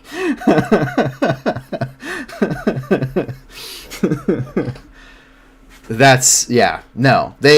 haven't seen any evidence of a withdrawal from this area of Ukrainian or Russian forces either way. It's stalled. It has stalled both in Soledar, Bakhmut, Toretsk, all the way down to Horlivka. So that's really what we're seeing on this front. It's a stall. It's a stalemate between both of these sides. So there's not any significant gains or losses, either Russian or Ukrainian, in this area.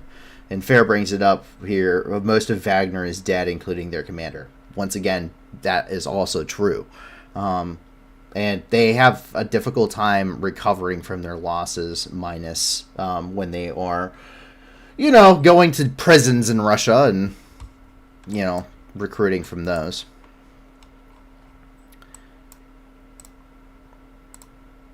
Abandoned. So Russian Telegram channels have now admitted that their troops have abandoned the town of Duchany, and they have blown up the bridge behind them.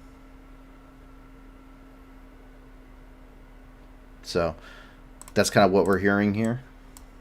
So you're saying Ukrainian soldiers are lying then and making fake videos of themselves retreating?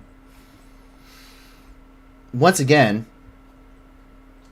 if you have a source, I highly encourage that you go onto our Discord, and please, I would love, if you have information, I'm always open to hearing it.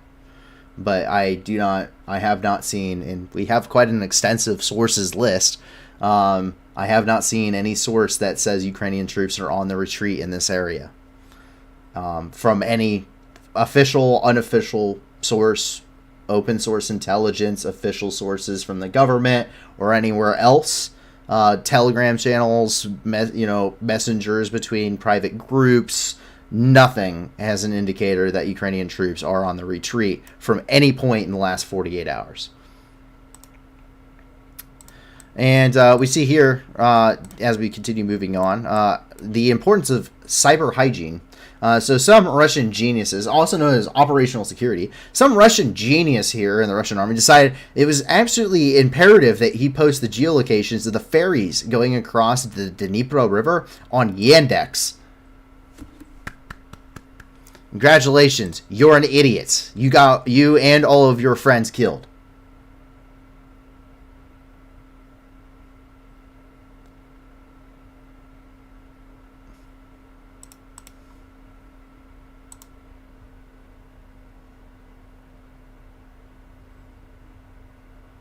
God, you're an idiot. Once again, don't post stuff on the internet if you think it might hurt somebody. He says it's not a bridge that they blew up. It says it's a reservoir. It's not a huge reservoir.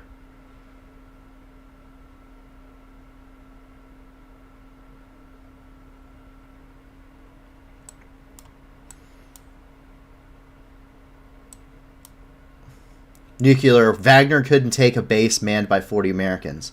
I know.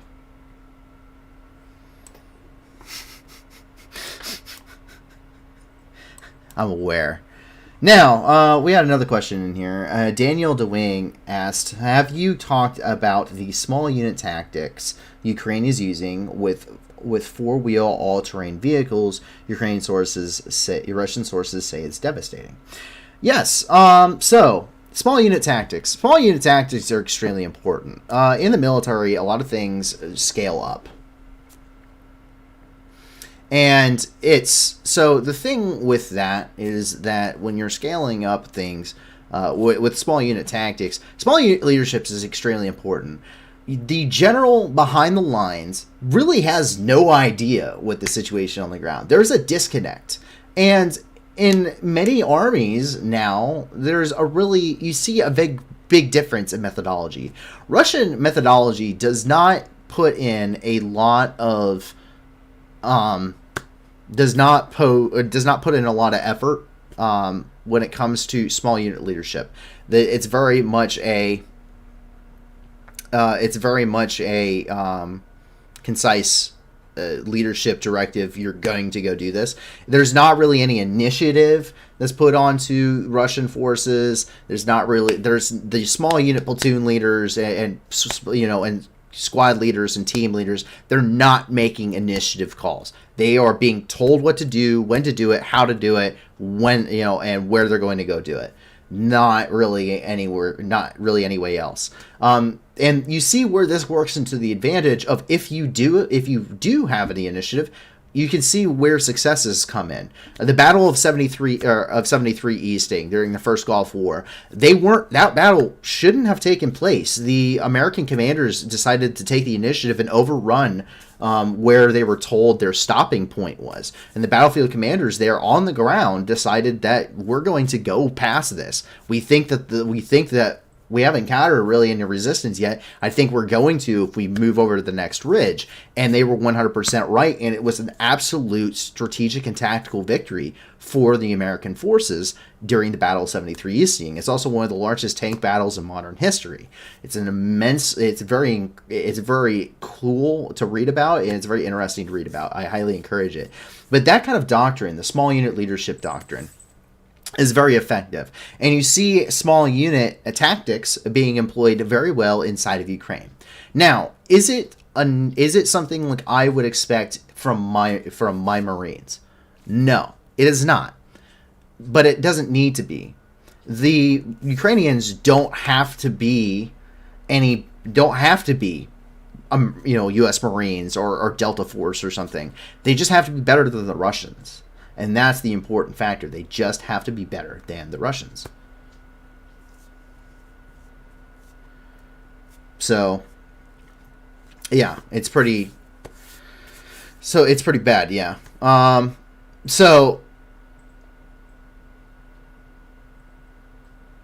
Max says, Paul, you came to command units as a team leader in Syria. I did not become a team leader in Syria.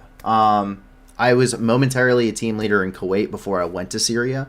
But once I got with the rest of my platoon when I was in country, I was just I was a gunner, mostly. I was a turret gunner in Syria. That's what most of my job was. I was a turret gunner and a Javelin anti-tank gunner. I became a team leader on my second deployment, where I was in charge of the Javelin anti-armor team for the crisis response force, and I was also in charge of anti-armor operations at the Baghdad embassy complex in the years of 2020. So that's my experience with small unit leader tactics. Small unit tactics in Ukraine are very effective. You're seeing them using ATVs as stated.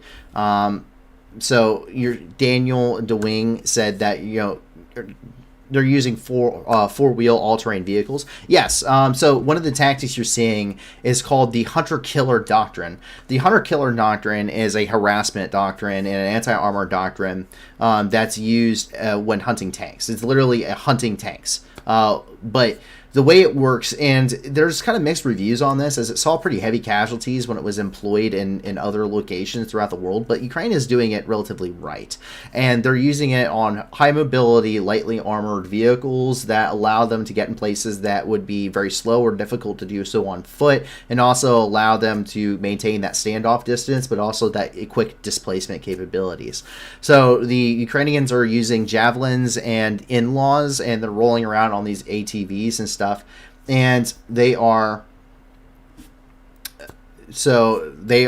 going through and they're basically hunting down Russian tanks, and they're harassing the Russian armor columns, destroying these vehicles, usually which are unsupported, and they are then moving, then they're displacing and they're moving to another location, possibly attacking a different convoy entirely or firing from a different position. And these small unit leader tactics, these initiatives that are being taken by very small units, squad or less, are going out and they're really making it difficult for the Russians to maneuver. They're operating as blocking forces, harassing forces, and they're quite literally hunting down armored vehicles. And it's not just the armored warfare, it's not just the anti-armor warfare, it's them going out there and they're hunting and they're engaging. You're seeing teams and squads that are going through into these villages, platoons maybe, mechanized platoons or motorized platoons, going into towns and villages and taking them by themselves, not necessarily supported by a larger company or battalion or regimental size assault. It just happens to be an objective in the area that's capable of being taken.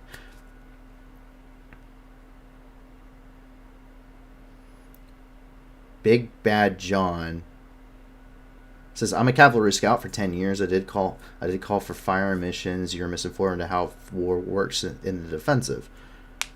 I don't share vids because I don't claim to be a news broadcaster. Why does Paul here not know what I'm talking about? All these vids are public knowledge. Okay. So, he's talking about the Russians calling in massive amounts of artillery fire onto Ukrainian convoys because most of the area, because it's been raining there for about the last 72 hours, and the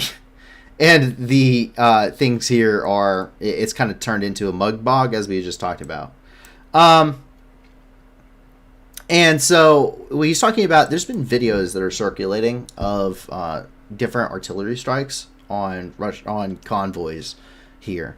Now, something I would like to point out is some of these artillery strikes that we have seen here, it's in the last about 24 to 48 hours there, and this is more for you, Big Bad John, is actually strikes that had occurred during the counteroffensives that were ongoing over here in the Zaporizhia and Donetsk Oblast in areas such as Huliopol, Malnivka, and in other areas along this front lines in this southern part, as well as you're getting over there towards Marinka as well when that counteroffensive took place and Marinka was liberated.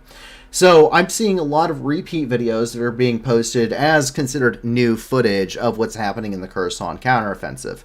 Something else that I notice is something that we do is we vet here.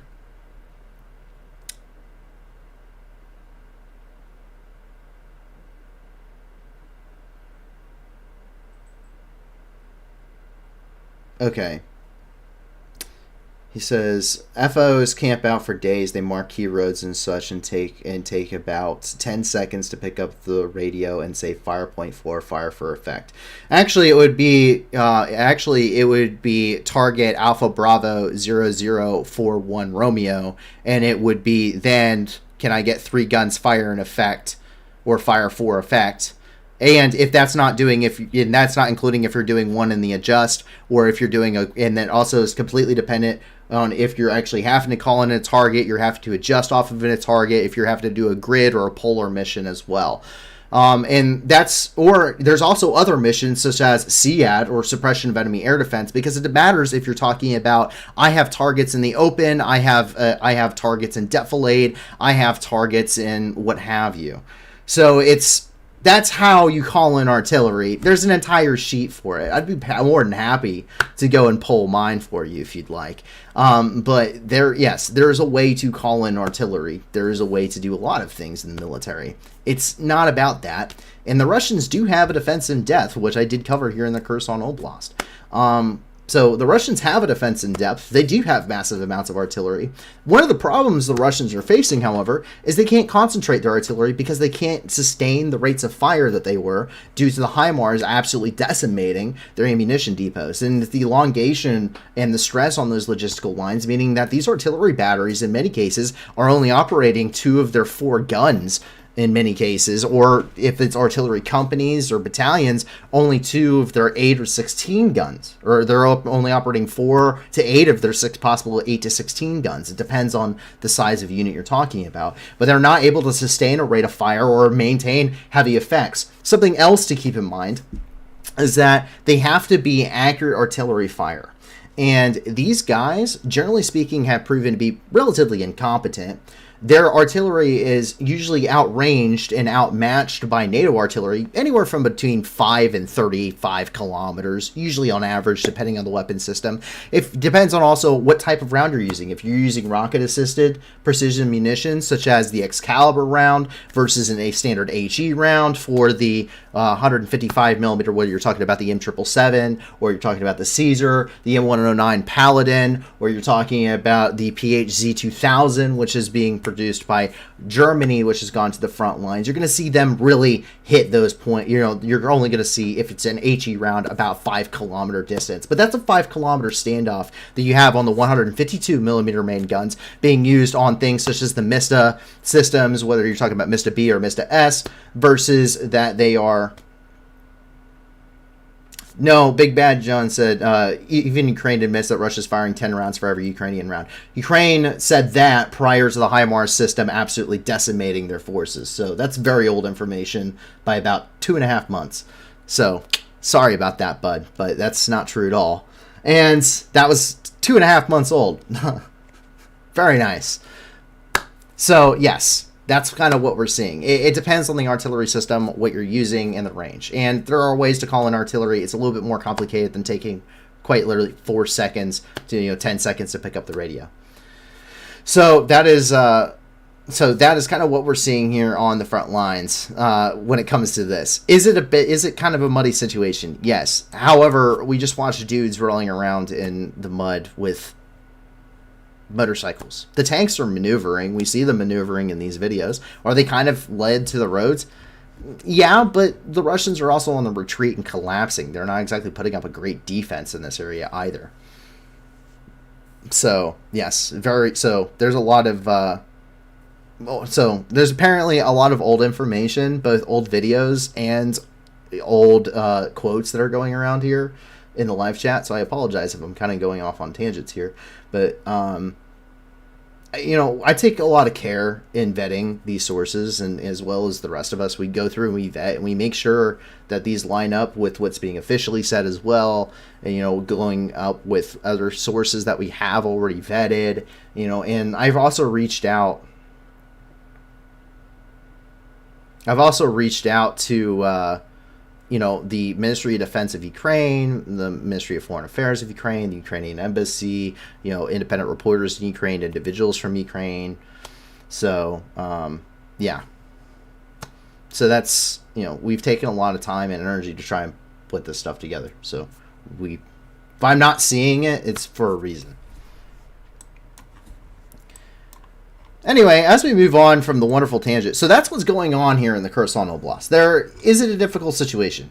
Yes, it is a difficult situation. But it's a situation that is very kind of tense, but it's very successful for the Ukrainian forces. And we're seeing them kind of roll up this flank. And when they do roll up this flank, it's going to put a lot of pressure on the Russians. And it could also cause them to have to withdraw from these areas up here. Because you're talking about possible encirclement movement. And they're also going to be starting to get attacked from the rear. Rich Cyburn says, you think Russia would change its tactics. Russia is going with the quantity over quality, as opposed to trying to change their tactics. And they have.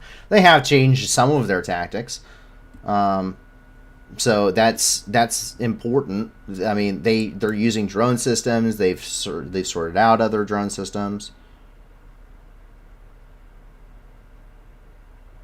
Where's Spetsnaz? Spetsnaz got picked up by the SBU in about the first 10 days of the war, as they were rolling around in Kiev. It's not looking good, and Spetsnaz aren't really all they're chalked up to be. They seem badass, and they may have to have some badass characteristics, because I mean, they are special forces, and the training in Russia can be very grueling, but there's not a lot of them, and they're not really all that great. They're not really as hyped as they should be. They mostly use Wagner over Spetsnaz, and then Wagner is absolutely decimated as a force right now. And that was coming from Daniel again. You think Russia would change a lot of things, but it's Russia. And I hope they don't change anything. I hope they continue making dumb decisions. I'm not here to correct their military leaders. I'm just here to make observations. Odessa, here, we have a couple of developments out of Odessa. Iran is denying supplying Russian forces with drones. The ambassador of Iran has responded to a note from the Ukrainian government stating, and he stated that Iran has not supplied Russia with drone systems. In response, the Ukrainian Ministry of Defense posted a captured Iranian Quds Mohair 6 drone, which was captured near the port of Odessa during an attack. And this is the one that we saw them dragging in the ocean. And it even had ordnance still on board. And this is coming from the Ministry of Defense of Ukraine, by the way.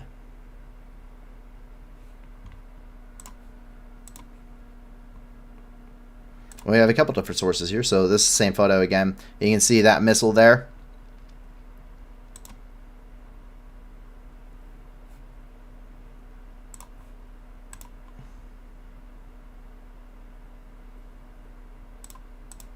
We have several different photo galleries here of stuff going of this.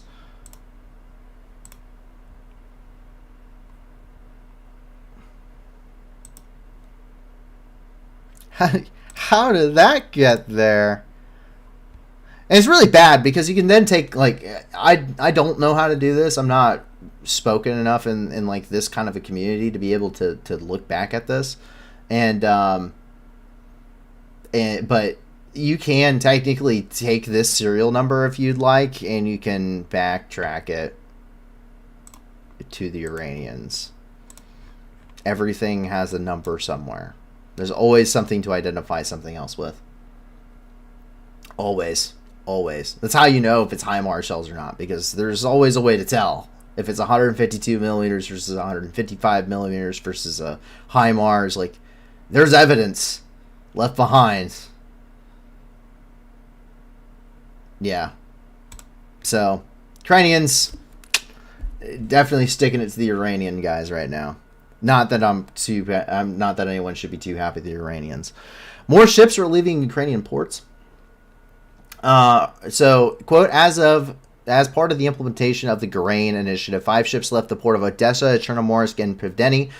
There are 114.7 thousand tons of agricultural products for the countries of Africa and Europe on board. And, quote, as on October the 3rd, 4 more ships left Ukrainian ports, Odessa and Chernomorsk, through the grain corridor. 77.4 thousand tons of Ukrainian agricultural products are on board, heading to different countries worldwide. And that's coming both from the Ministry of Infrastructure of Ukraine.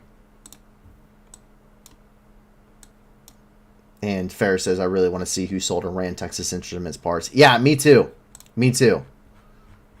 Who sold... Who did this? But that is actually everything inside of the country of Ukraine for the night.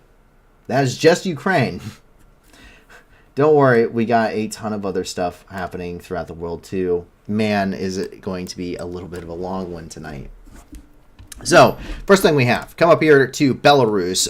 Pick potatoes, comrade. Lukashenko wants to mobilize children to harvest potatoes in his country. Take a look. Мобилизуйте всех.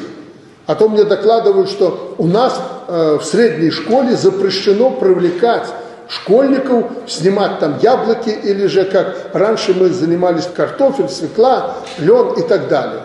Ну, большей дикости, Игорь Петрович, я представить не могу. Мы как-то пытаемся воспитать наших школьников, детей и так далее. На чем вы будете? Болтовней? Болтовней не воспитаешь. Мы же с вами на картофель ездили в сентябре, студенты и прочее. Это объединяет, сплачивает людей. Они понимают, что это такое.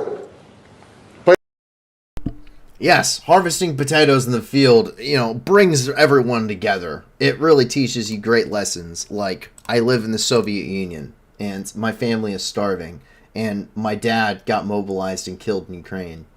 It really, really, really, really, really adds to the educational value of children, doesn't it? I'm stuck in the 20th century. I think it's another great and important lesson there for school children in Belarus. Time to yoke up the children. Don't worry, we have more of that stuff coming. Over here on the border between Russia and Latvia, Ukrainian nationals in Russia that were living there prior to the war beginning are being stopped, refused, or delayed process into Latvia at the border checkpoint.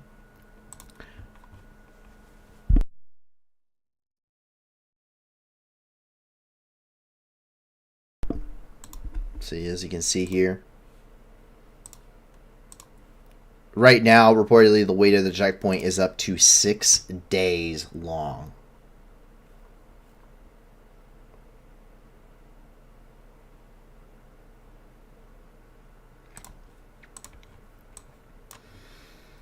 Coming down here into Moscow, the Russian TV protester Mariana Nakova, who is the one that went on air with a protest against Russia's war in Ukraine. She is currently on a Moscow's wanted list after her ex-husband reported that she had escaped from pretrial house arrest with her 11-year-old daughter.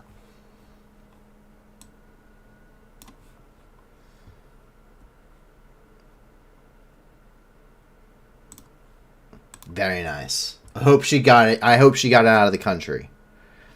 White Long Faces, a little bit of a long video, but in short, they seem to be upset that a celebration was held while Russia is currently suffering some rather catastrophic losses on the battlefield. So, oh, great. Margarita Simonova. Awesome. Yes, and by the way, it's the Russian border guards that are preventing them from leaving, not the Latvians. Маргарита Семеновна. Трусость, самовольное оставление стратегических позиций без согласования с вышестоящим командованием, развал управления войсками, бездействие власти. Это я не про Красный Лиман, это я цитирую дословно формулировки, с которыми был расстрелян командующий Западным фронтом в июле 1941 года, его начальник штаба, его начальник связи. Он стал героем Советского Союза в 1937 году, в феврале 1941 он стал генералом армии, а в июле этого же 1941, меньше чем через полгода, он был расстрелян вместе со своими подчиненными вот с такими формулировками. Трусость, бездействие власти. Это я к чему? Я к тому, что меня пригласили на твою передачу, собственно, в пятницу, когда мы все праздновали, отмечали. И у нас было что праздновать и отмечать, я об этом еще попозже скажу. А в субботу случилось то, что случилось. Я не военный эксперт, не претендую, не разбираюсь. У нас вот есть боевой генерал здесь, который, наверное, расскажет об этом. Я вдаваться в подробности не хочу. Я только скажу, что если бы меня пригласили вчера, я бы просто не пришла, потому что мне сказать нечего. Я пришла, потому что я не хотела подвести тебя. Yeah, I have no reason to come because there is no reason to celebrate, is essentially what she's saying. Because of the fall of Lyman. What's she going to do about it?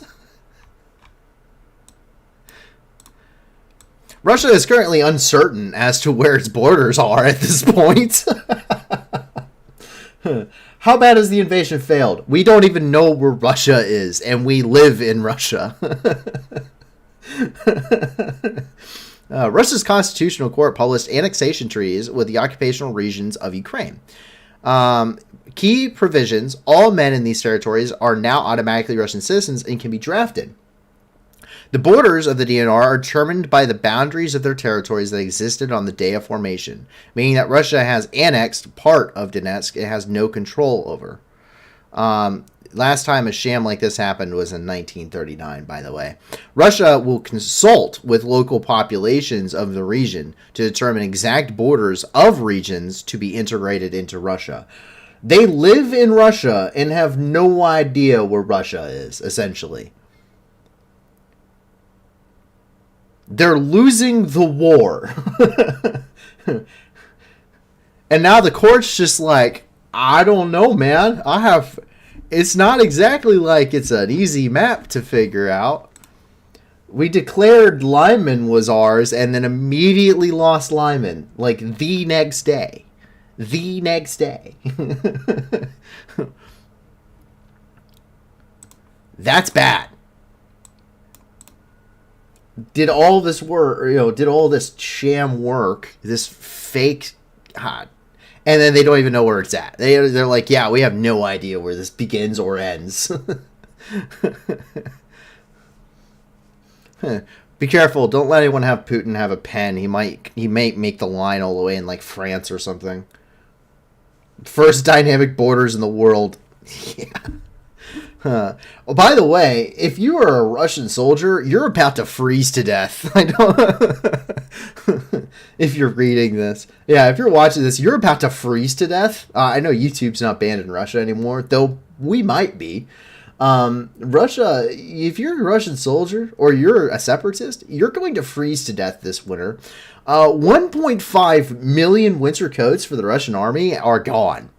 A Russian official of the State Duma, the Transbaikal deputy of the State Duma, Andrei Grulov, said that more than a million, about 1.5 million military winter uniforms, meaning their winter clothes, had disappeared under mysterious circumstances, saying it was all there, it disappeared somewhere, no one anywhere can explain this in any way. You're going to freeze to death if you're in the Russian army. I don't know how you lose. I don't know how you lose 1.5 million sets of winter clothes, but they did. So that's a thing in Russia that's happening right now. Oh, confidence. I'm inspired. Mobilization is absolutely in shambles. As I'm sure you could have guessed, considering our previous topics on this, as prices for essential equipment have skyrocketed, some take advantage of their fellow comrades. 1 hour credit loans for soldiers mobilized, can't afford equipment, didn't receive any armor, don't have the money for a med kit. 98% approval rate. Yeah, go get a loan, bud.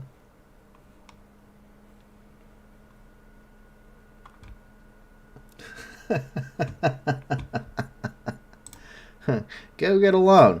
Price for tactical vests has gone up from $120 to $2,300, completely unobtainable for most.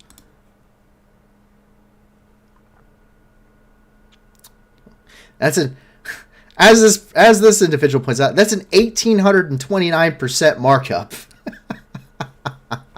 7,000 rubles, 135,000 rubles. So you're also going to die if you get hit. There is no vest to save you. You can't afford it. Meanwhile, returning to the topic of children, it would appear that Lukashenko is not the only one who minds mobilizing children. Kadyrov stated that his sons will be going to Ukraine. Like a true coward that he is, Kadyrov announced that he will send his 14, 15, and 16-year-old sons to Ukraine. Akhmat, Eli, and Adam are ready to show their skills in the zone of the special military operation.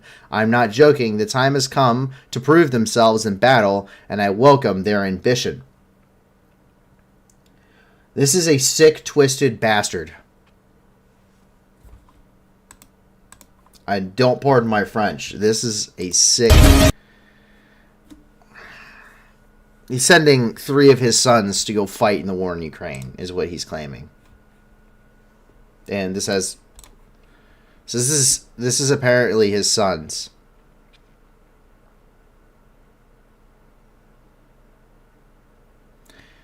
This man is an idiot. And a terrible father, by the way. An absolutely terrible father. His children aren't even old enough to make this decision on their own. He, as a father, is sending them to die in a foreign country because he thinks that they have the skills.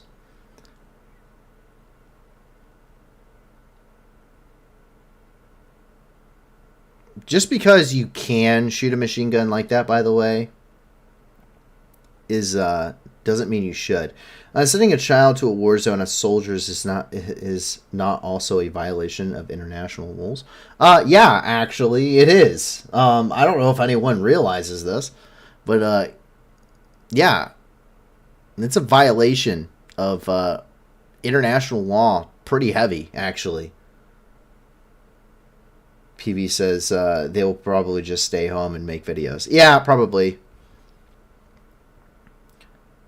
Okay, you have no idea what you're doing. You didn't even drop that mortar round. Is that an AK? No, it's not. Look at... Okay, who are these guys? These aren't his sons.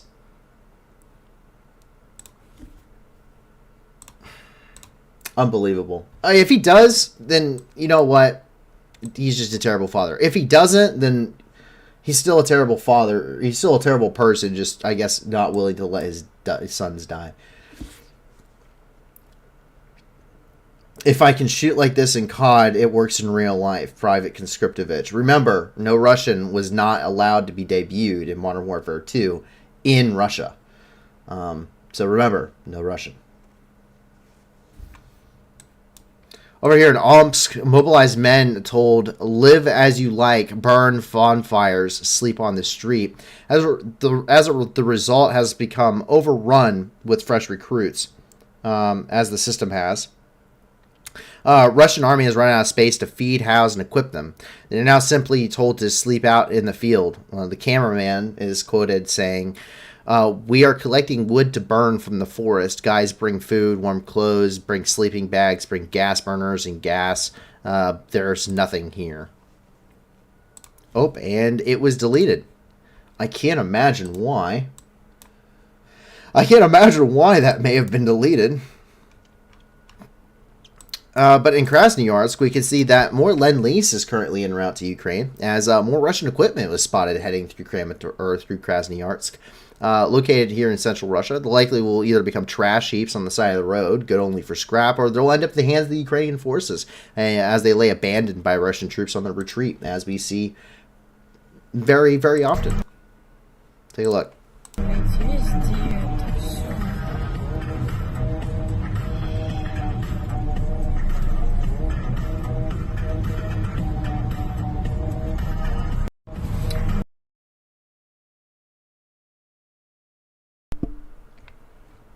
And so that is in Russia.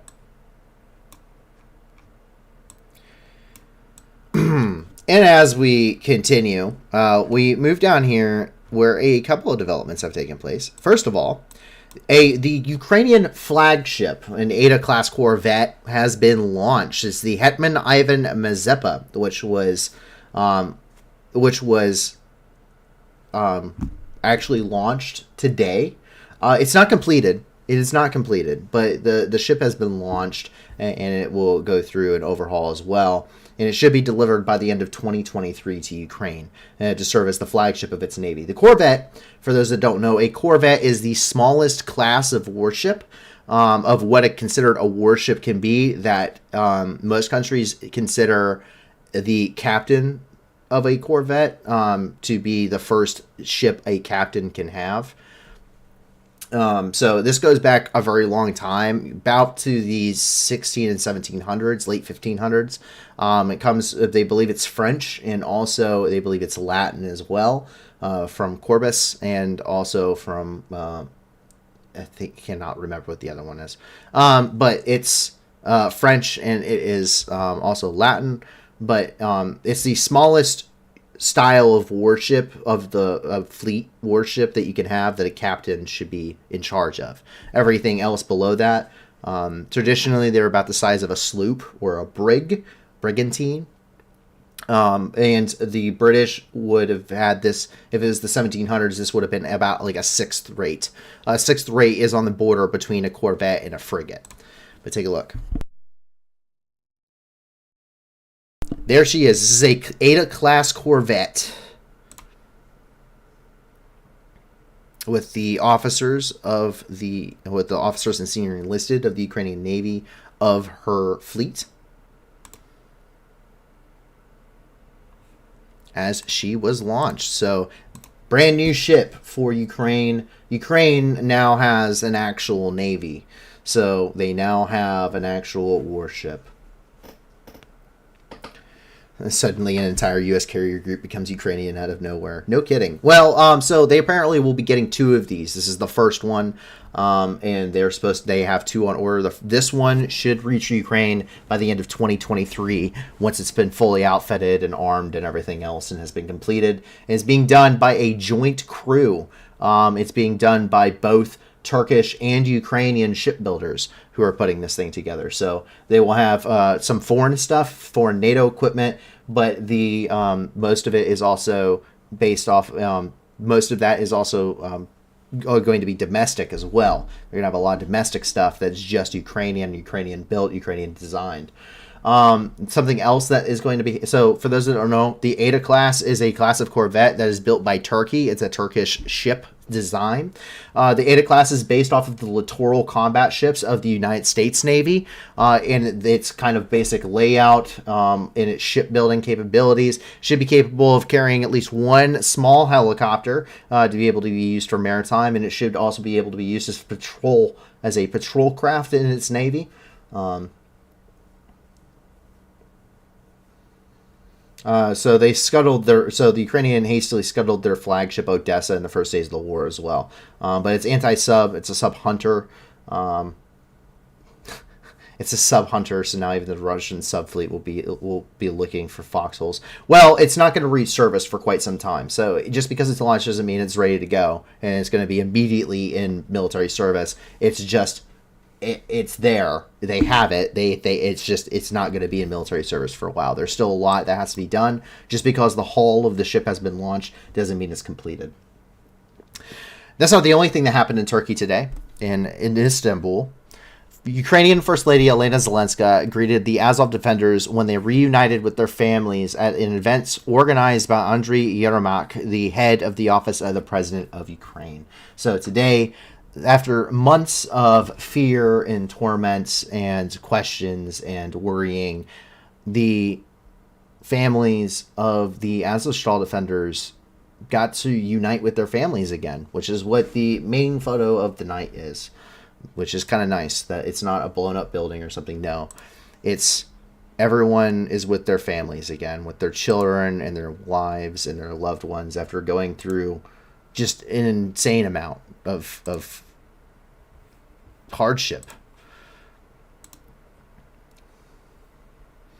Elena Zelenska's official Twitter. These are the commanders of the Ukrainian forces that were at the Azovstal.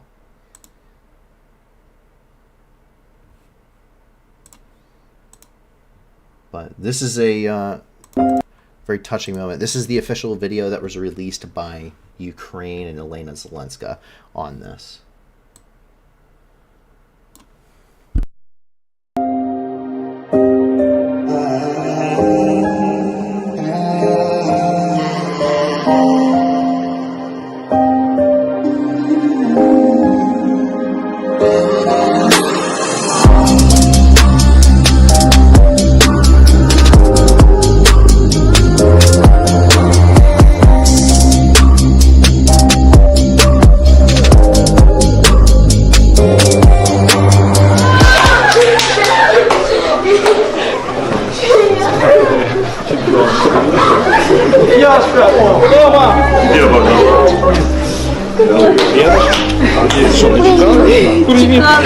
А ну кажи слава Україні! Слава Україні!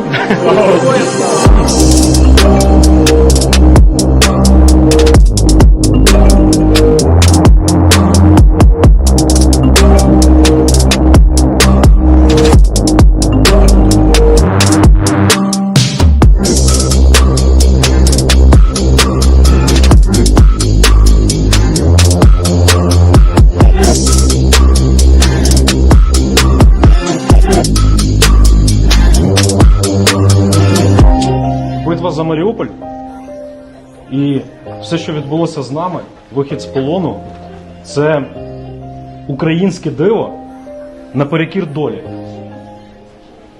Всі прекрасно розуміють, що з нами повинно було статися. Тут є люди, які знають, що таке російські тортури та російський полон.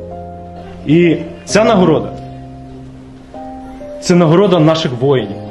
Це нагорода нашого українського народу. І я дуже гордий з того, що я українець. Це найкрутіша нація на світі. І найкрутіша влада та найкрутіші військові. Те, що ми всі пишаємось вами, і я дуже щасливий, що з вами рідні, близькі. І дуже щасливий, що ви у нас такі є. І найголовніше, що ви не просто герої, а що ви у нас такі є живі герої. And so that is the video that was released by Ukraine regarding them getting to see their families again and getting presented awards and everything else. So it's just awesome.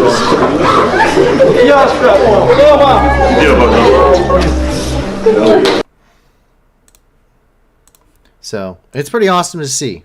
It really is. These guys, they're commanders of those units that were in Mariupol, and they, under the agreement, they have to stay in Turkey, for the duration of the war.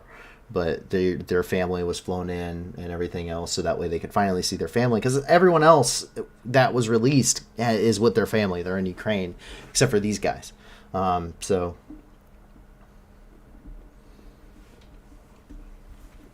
So it's, yeah, these guys are, yeah, they're the real deal. And it's awesome to see. It's awesome to see. As we continue here, then we start to move here into the Middle East. There's been several different developments. Up in Azerbaijan, Azerbaijani forces executed 8 Armenian POWs. Azerbaijani forces executed 8 Armenian POWs in a brutal mass execution as tensions continue between the two nations. Other images of Azerbaijani soldiers shooting at Armenian Kashkar, which are Armenian Christian stone crosses, was also seen. However, it would appear the Armenian troops have begun to execute Azerbaijani prisoners in response. We see this is an Azerbaijani soldier shooting at the Armenian crosses.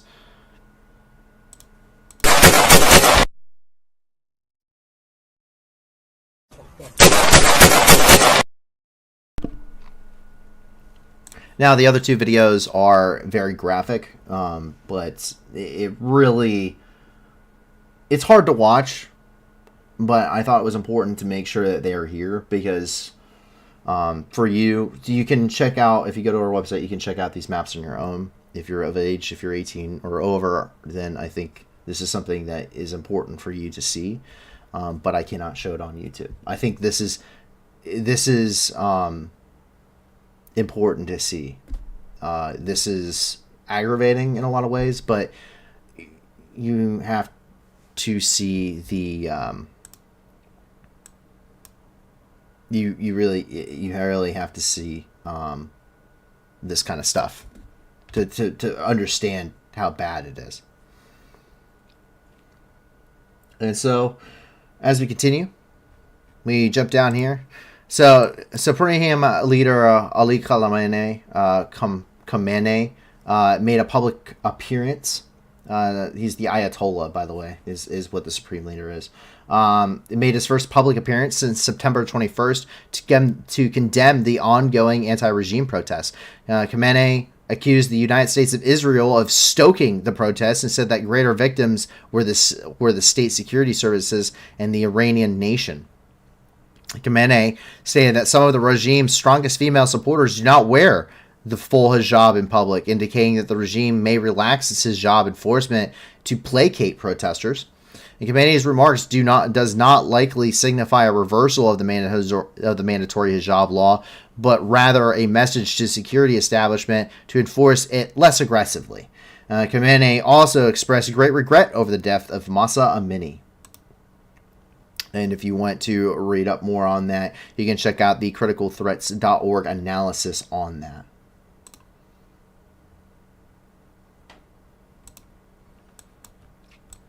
However, the violent crackdowns are continuing of the ongoing protests. Iran protests increased to at least 18 Iranian cities in 16 separate provinces. Iranian university students and faculty staged demonstrations following the regime's violently attacking and arbitrarily arresting the Sharif University students who were protesting peacefully on 10/2. Sharif University students reported that security barricaded, shot, beaten, and arrested student protesters. Sharif University and the Bajij organization released a statement condemning the regime's response on the 10/2 protests. The Iranian Teachers Trade Association released a statement urging all teachers and students to boycott classes and join nationwide strikes on the protests starting today. And this is the students from Tehran University.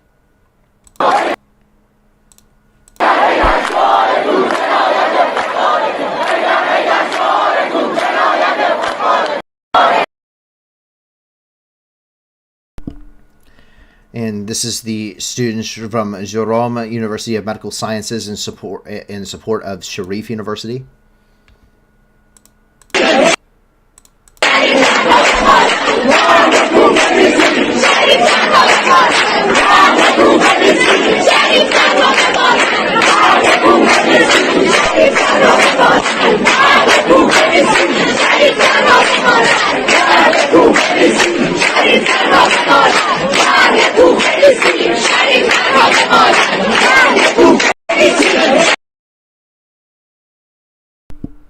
This one is Zanshan University of Medical Sciences.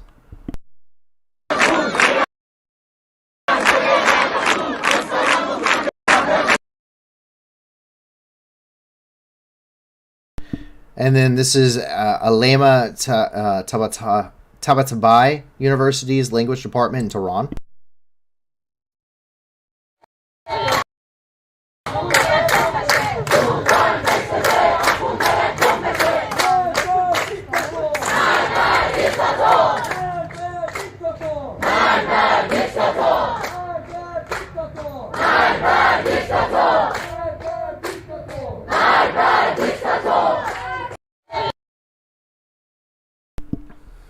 Death to Dictator. This is the KHERSON University of Medical Science.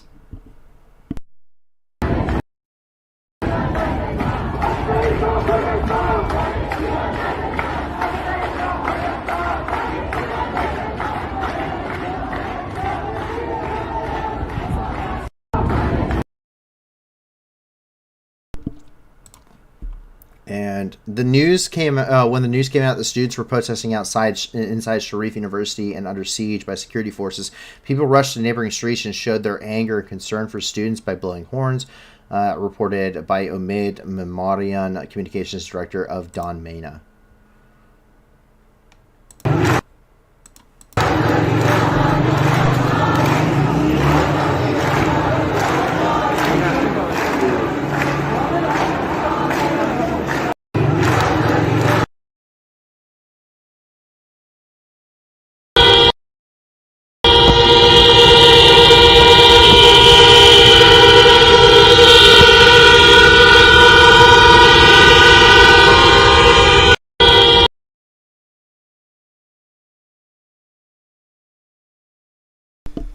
And so that is the situation there in Iran. But situations do continue with protests and violent reprisals in Afghanistan, where the Taliban are violently putting down women education protests, which have continued. Young girls and women were peacefully protesting in different cities in Afghanistan to demand their right to go to school. The Taliban began shooting into the crowd protesting in Herat the names and faces of the young girls and boys who were killed while writing an exam in an attack on an education center in Afghanistan on 9/30. The attack was aimed at predominantly Shiite Hazara community in western Kabul. This is coming out of Herat.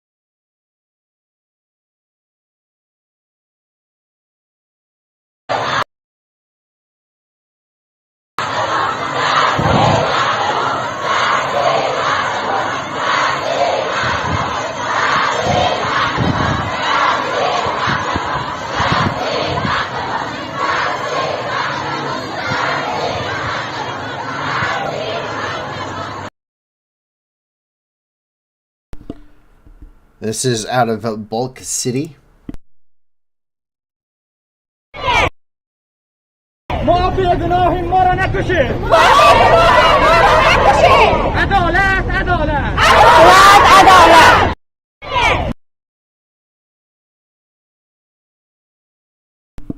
And this is in Bamiyan province.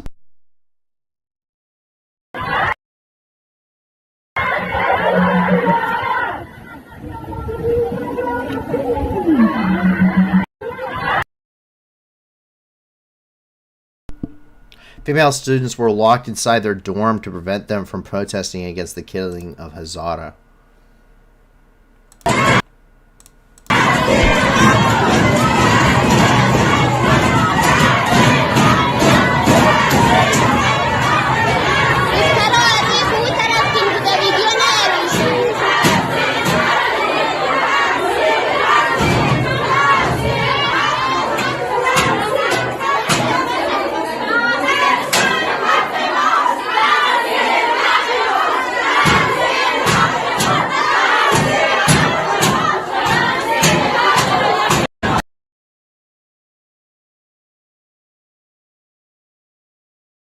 So this is some stuff from some medications that aren't exactly clear yet.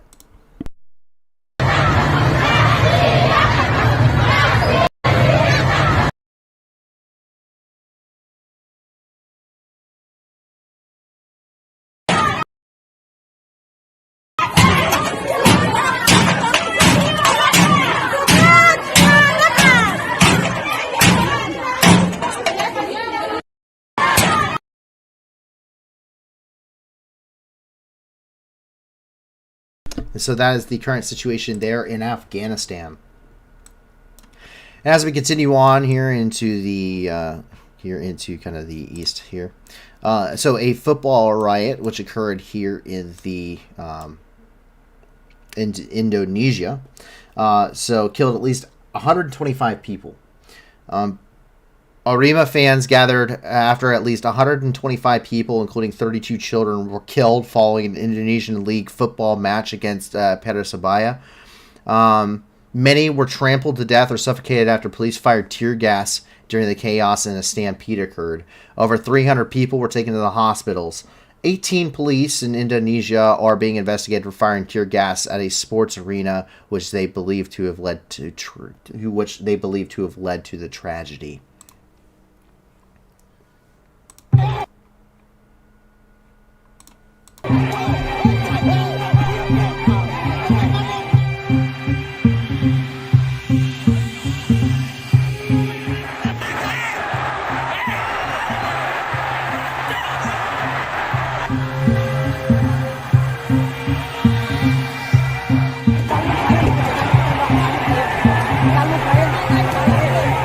Orang teriak-teriak dan letupan-letupan. Saya nggak tahu itu petasan ataupun apa. Tapi lama-kelamaan kok saya merasakan mata ini kok pedih. Habis itu sesak nafas. Ternyata banyak asap yang keluar dari sebelah pojok kiri stadion.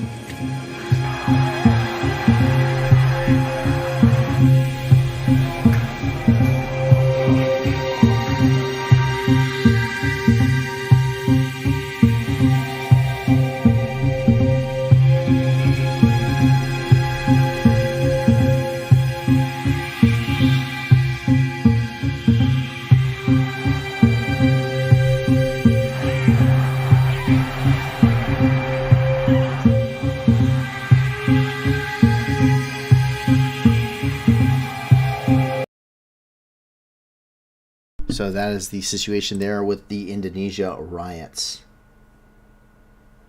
And if you want more info on that, you can jump over there. usnews.com has an article on the situation. Once again, 125 people at least have been killed as a result of this, and that does include 32 children.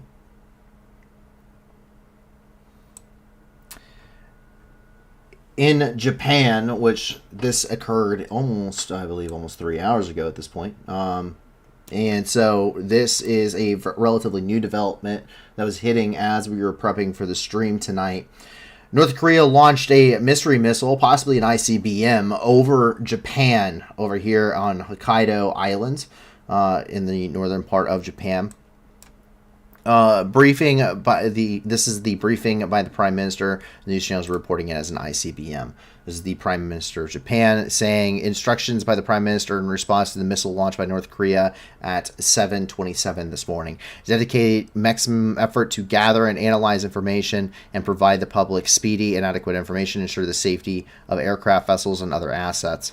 And 3, take responsible measures for precaution, including readiness and contingencies. That is his instructions.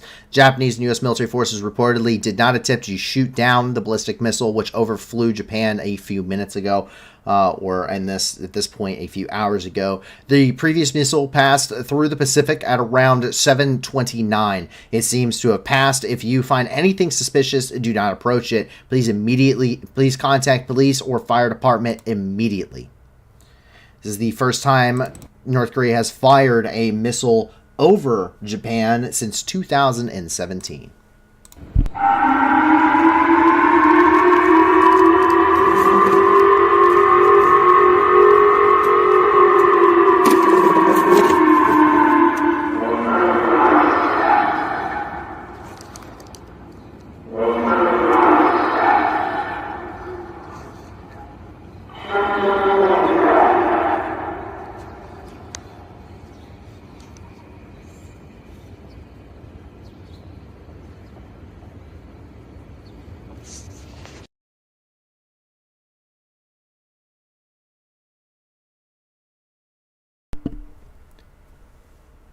And it says, Japan says that, so the message is, which is running on local TV in Japan when this is ongoing. North Korea appears to have launched a missile. Please evacuate to the inside of a building or go to the basement target area, Hokkaido. which is here in the northern part of Japan. Now, it did overfly, and it did end up landing here in the Pacific on the other side of Japan, but it overflew Hokkaido here in the northern part of Japan. And the investigation is currently underway by, of course, coalition authorities here in the area, including the Japanese Self-Defense Force and the United States. In Burkina Faso, it's out with one imperialist power and in with another. The protesters destroyed the French embassy in Burkina Faso, and they're going around carrying Russian flags. It seems that Russian efforts to create tension in the country have worked, and they have gained significant influence over the new military regime which took power. Take a look. L'ambassade de France a plus feu! L'ambassade de France a plus feu!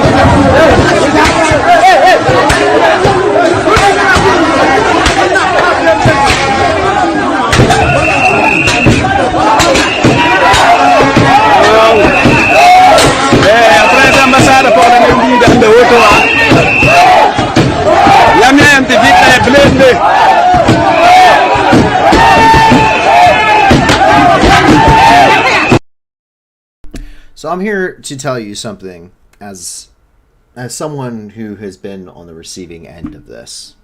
So if you may now just be joining us, I was one of the 100 Marines that served at the U.S. Embassy compound in response to the U.S. Embassy compound in Baghdad on New Year's of 2020 when Kataib Hezbollah and Iraqi protesters ended up breaching inside of the U.S. Embassy complex in Baghdad on New Year's of 2019 and 2020.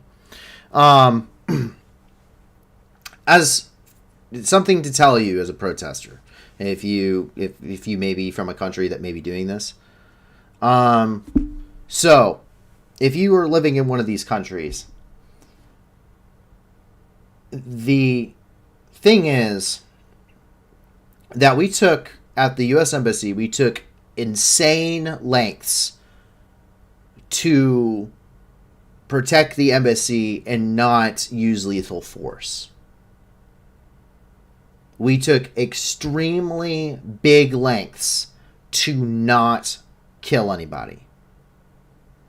Very, very great lengths to not do that. We used a lot, an insane amount of non-lethal, and I have never seen that much non-lethal usage, even in the news, until I in the unit that we were there. We were there. We became the news, but I've never seen anything like it before or since.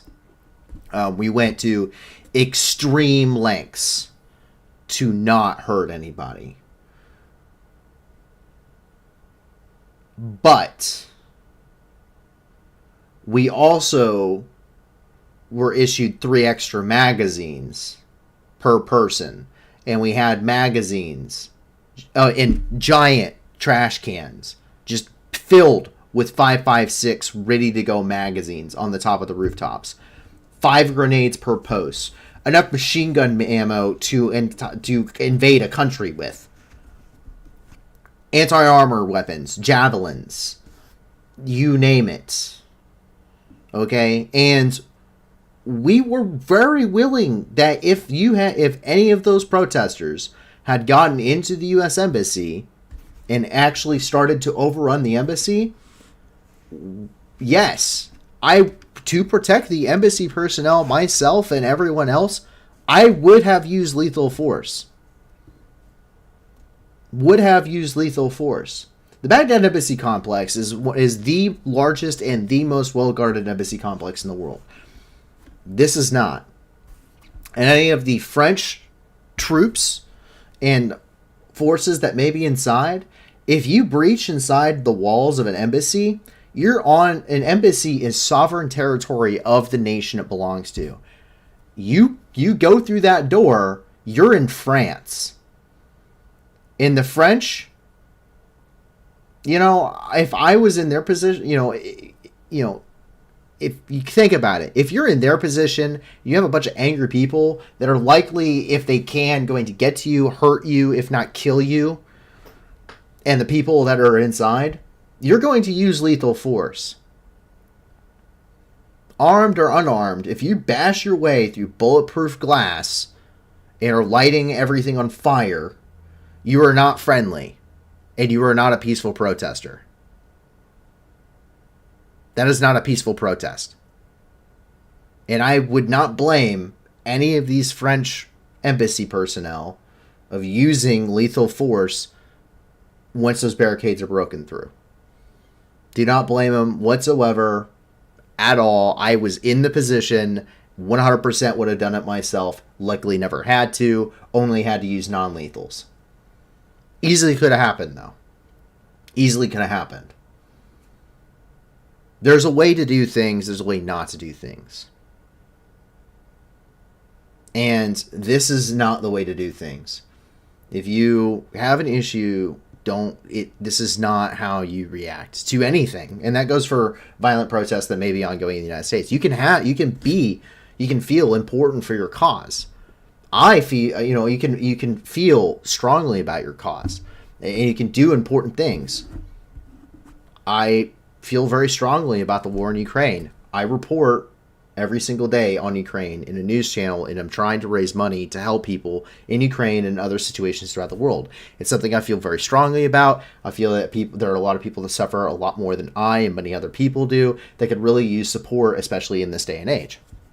And then I don't feel like everyone is telling factual information, and that a lot of it is for it's for entertainment purposes, to boost those ratings, to boost those viewerships. I would love a much larger viewership, don't get me wrong. I love everyone that's been here so far and all the support we've gotten. I would always love a larger viewership, but it's not what's important to me.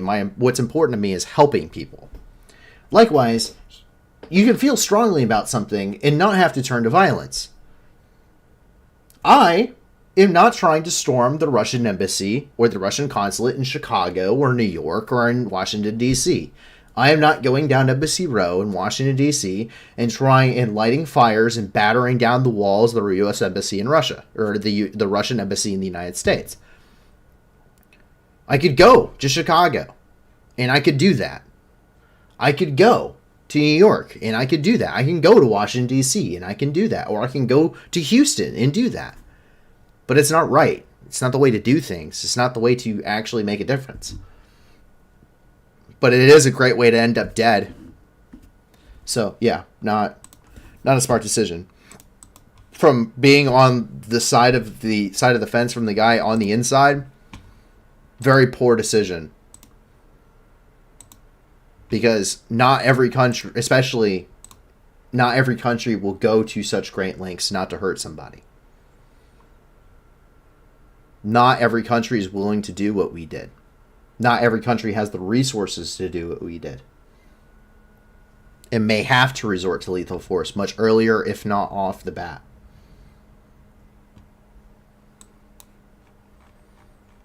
Over here in Port-au-Prince, coming out of Haiti, we see that we get a cholera outbreak update out of Haiti.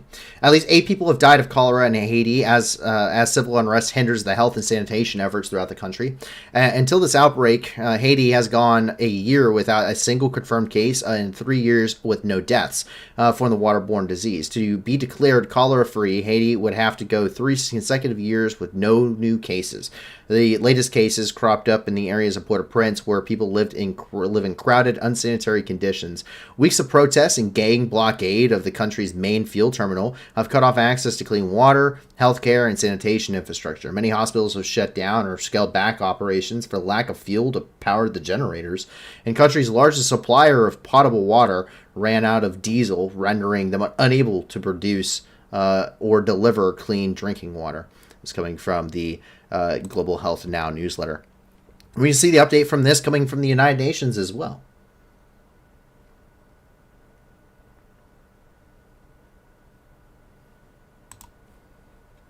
And if you want more, you can also check out the embassy here in Port-au-Prince.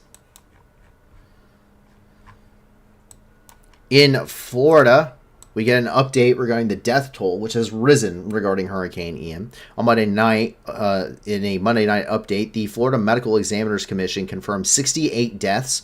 CNN reported that number to be at least 101 on Monday. At least 54 people died in Lee County alone, and Sheriff Camille Morceno said Monday. 24 deaths were recorded in Charlotte County, and an Associated Press also reported 4 deaths in North Carolina and 3 in Cuba as of 4 p.m. Eastern Time as of today. More than 2,000 residents have been rescued and evacuated from flooded areas, according to Florida's Emergency Management Agency, which we can see here.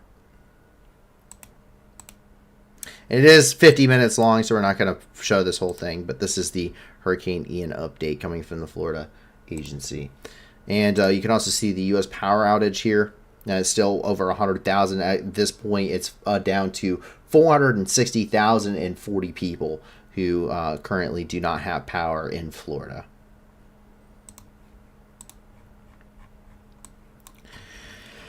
And a big news topic that happened right before we came on to the air today.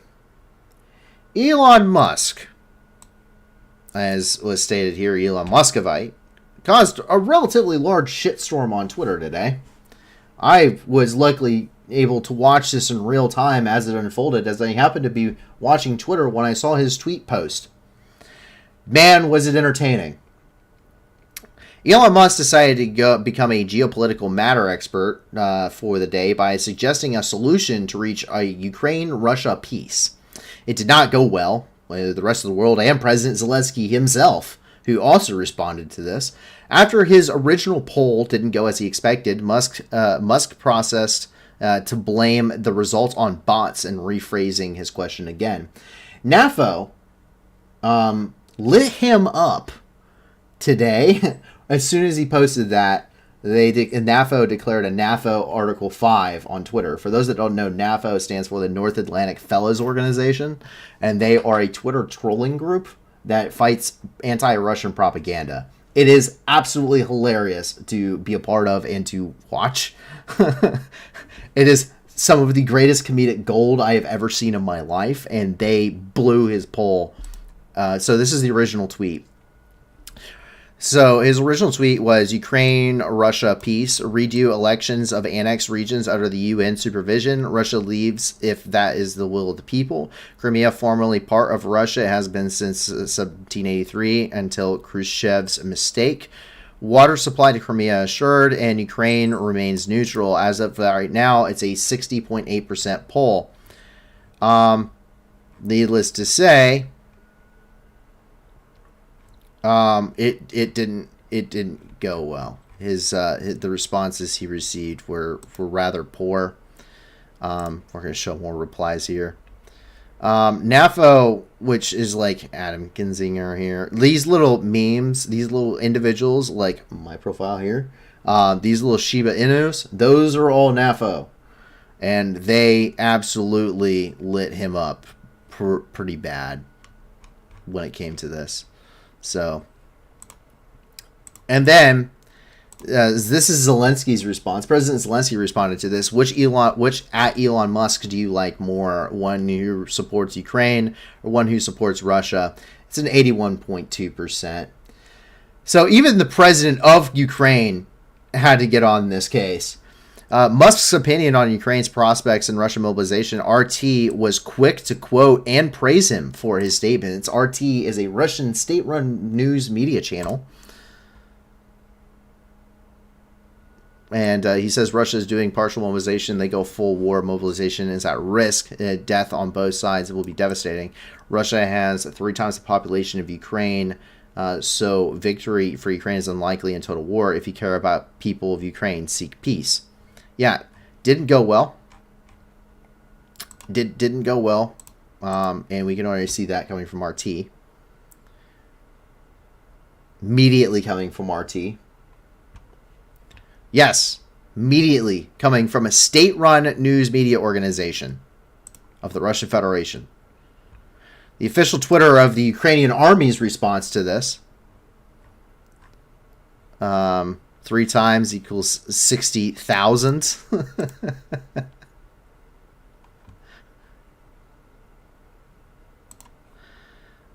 Response to Ukraine's to Musk's erratic tweets. Tesla stocks also tanked today. Yeah, a drop of 8.61% or 8.61% at close today. Dropped 8.61%. If you have a stock in Tesla, you are screwed right now. That hurt you bad. That hurt bad. Instantly. You can see when he tweeted, and it just whoop, and it never improved. And honorable mentions in this.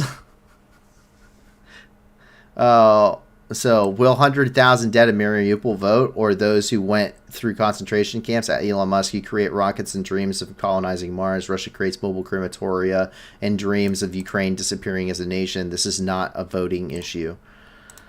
Ukrainian parliament? No.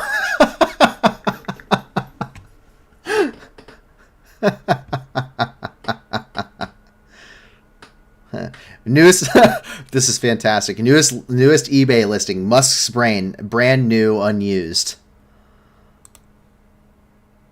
What do we got here? John W. Rich, fake tech executive. Elon Musk weighing in on Russia Ukraine since he is an expert in a failed takeover attempts. And then this is the Ukrainian diplomat and international lawyer. So this is the diplomat to Ukraine in Germany. And his Twitter response was, "Fuck off" is my very diplomatic reply to you at Elon Musk. Yeah. As you can tell, people didn't take it very well.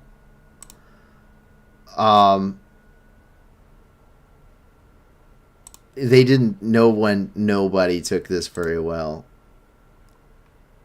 Tesla, yeah, look at them stonks, just wrecked.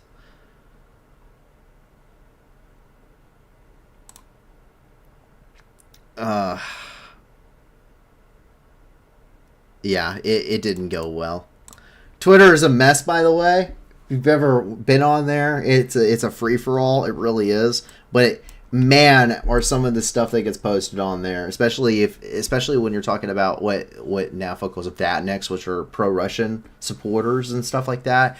Some of the stuff that gets posted on there, it has me absolutely dying. It's dumb, but it's just absolutely hilarious. If you want some good entertainment and some amazing memes, 100% go follow a bunch of NAFO guys. It will be some of the greatest scrolling through social media you will ever see in your life. It is hilarious. Hands down.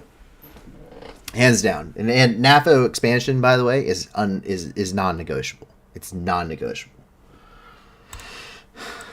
And to wrap up the night tonight, we have the Nobel Prize in Physiology or Medicine awarded today. The 2022 Nobel Prize in Physiology or Medicine has been awarded to Svante Pablo for his discoveries concerning the genomes of extinct hominins and human evolution. Svante Pablo, director of the Max Planck Institute for Evolutionary Anthropology in Leipzig, Germany, is regarded as the founder of paleogenetics. together with his team of the Neanderthal Genome Project Savante, has sequenced the complete genome of a Neanderthal for the first time. It revealed that Neanderthals and modern humans had mixed with each other. As a result, Neanderthal genes had passed on to people living outside of whose genetic roots are outside of Africa. And this is the official post coming from the Nobel Prize Commission. Take a look. Assembly at Karolinska Institutet has today decided to award the 2022 Nobel Prize in Physiology or Medicine to Svante Pääbo for his discoveries concerning the genomes of extinct hominins and human evolution. The Nobel Assembly at Karolinska Institutet. So congratulations on that whole thing there. We have problems, sequencing the genomes of living things. This guy is sequencing the genomes of an extinct species, which is just insane to think about, but it's pretty awesome. And if you want some longer videos, or there's a short video here on YouTube and another one on longer here, once again, you can come and check this out. I'll have this map posted after the stream. I'm sorry I didn't have it done before the stream. I'll have it posted on our website for you guys, so you can go and check it out anytime you like and follow up with any of the points of the articles, which we may have done. Of course, always do your own research. But that's actually it for the night. It's a relatively long stream tonight. I think we're over 2 hours or 3 hours now. Yeah, just hit 3 hours. Quite a lot of news tonight, so I do apologize for starting late, but as you can see, there's a little bit of a reason why. But the whole point of us going on for 3 hours talking about the news is not just to wear my voice out or make anyone, a little bit harder to get up in the morning when they go to work. No, the whole point of this is to bring awareness to what's happening in the world around you in a relatively apolitical sense, or an unbiased view, or a clearly defined bias, obviously, as we may have for Ukraine. A very clearly defined bias. Because a lot of times it's not explicitly stated. A lot of times news and things like this is used to garner, it's an entertainment factor, less so than a news factor. And it's doesn't really bring awareness to situations that may be less covered because it's not the popular thing. There are a ton of things happening in the world around you, and all of these impact you more than you may think. The world will be a better place if everyone lives in a better place, in a better way. If you help somebody in Africa get a better education, those are future doctors and nurses and scientists and entrepreneurs that will invent amazing things in the future if given those opportunities. So please, I implore you, as these situations are affecting so many people, so many hundreds of millions of people, that you please check out the video description below and you go and check out all of those organizations. That's what this is about, making sure you are informed and you are aware, and that way we can also give back, be the news that gives back to the very situations we talk about here on the news channel. So please check out the video description. 80% or more of all of the donations those organizations receive go directly to the programs and directly to helping people. So if we're never doing super chats on this channel. We're never pushing merchandising. We're never monetizing to gain anything off of this. So please, I implore you, if you can't give a lot to these organizations, give a little. If you can't give anything at all, then please help us grow this channel, help us grow this project. The more people that come here, the more people that enjoy what we're doing and become informed and want to help out with this project, raise more money and help more people, the more people that come here, the more of an impact we will have in the greater scheme of things and throughout the world. So please, if you can't give a lot, give a little. Help us, and if you can't give anything at all, or if you can, please help us grow this. Help us, hit that like, hit that subscribe, hit the bell, so you get notified about us. Follow us and share our stuff on Twitter. Come join our Discord. Whatever you want to do. And if you have more organizations that you have, that especially in areas that we may not cover yet for those donations, please jump onto our Discord, get in touch with a staff member. They're clearly listed on there. And please let us know, shoot us a link, shoot us a short description. We would love to get all of that added for you guys and get those vetted, make sure they're safe, make sure they're proper for you guys. And then also make sure that we're covering all of our bases and helping people throughout the globe in every region that we can. So thank you very much. We're already vetting some, and we hope to have those on there shortly. In the meantime, I hope that you, your family, and your friends are safe. And if not, I do hope that you find that safety and security in the very near future. I hope that you'll be back to join us once again on Wednesday at 10 p.m. Eastern Time, 9 p.m. Central for another 48 hours of news and review. My name is Paul from the New News, and have a fantastic rest of your night. Please be safe, everybody. Bye now. Going home, Russian soldiers, going home. Бо ми всіх вас тут змішаємо з багном. І стоять до волноваги, і чудно кличе, діти нахуй. Тут працює ЗСУ і ТМО. Нам не треба ні конфлікту, ні війни. Та ми готові всіх вас звать до сатани. Тисячі вже полягло, і все більше шверхуйло. То для них нема нічого, крім труни. Going home, Russian soldiers, going home. Бо ми всіх вас тут змішаємо з багном. І стоять до волноваги, і чудно кличе, діти нахуй. Тут працює ЗСУ і ТМО. Вызволять пришел, братишка, ну привет. На моей земле тебе один ответ. Нашим людям с кирпичом, даже танки и бочок. Вам не взять нас и за 100 тысяч лет. Going home, Russian soldiers, going home. Бо ми всіх вас тут змішаємо з багном. І стоять до волноваги, і чудно кличе, діти нахуй. Тут працює ЗСУ і ТМО. Mr. Putin, on behalf of all our guys, no one's scared of your nuclear device. You can take your top 11, shove it up your wrinkle bomb. Oh, we'll come and help you fit it in your skull. Russian soldiers going home. Бо ми всіх вас тут змішаємо з багном. І стоять до волноваги, і чудно кличе, діти нахуй. Тут працює ЗСУ і ТМО. Going home, Russian soldiers going home. Бо ми всіх вас тут змішаємо з багном. І стоять до волноваги, і чудно кличе, діти нахуй. Тут працює ЗСУ і ТМО. Russian soldiers going home. Бо ми всіх вас тут змішаємо з багном. І стоять до волноваги, і чудно кличе, діти нахуй. Тут працює ЗСУ і ТМО. Going home, Russian soldiers going home. Бо ми всіх вас тут змішаємо з багном. І стоять до волноваги, і чудно кличе, діти нахуй. Тут працює ЗСУ і ТМО. Ідіть нахуй.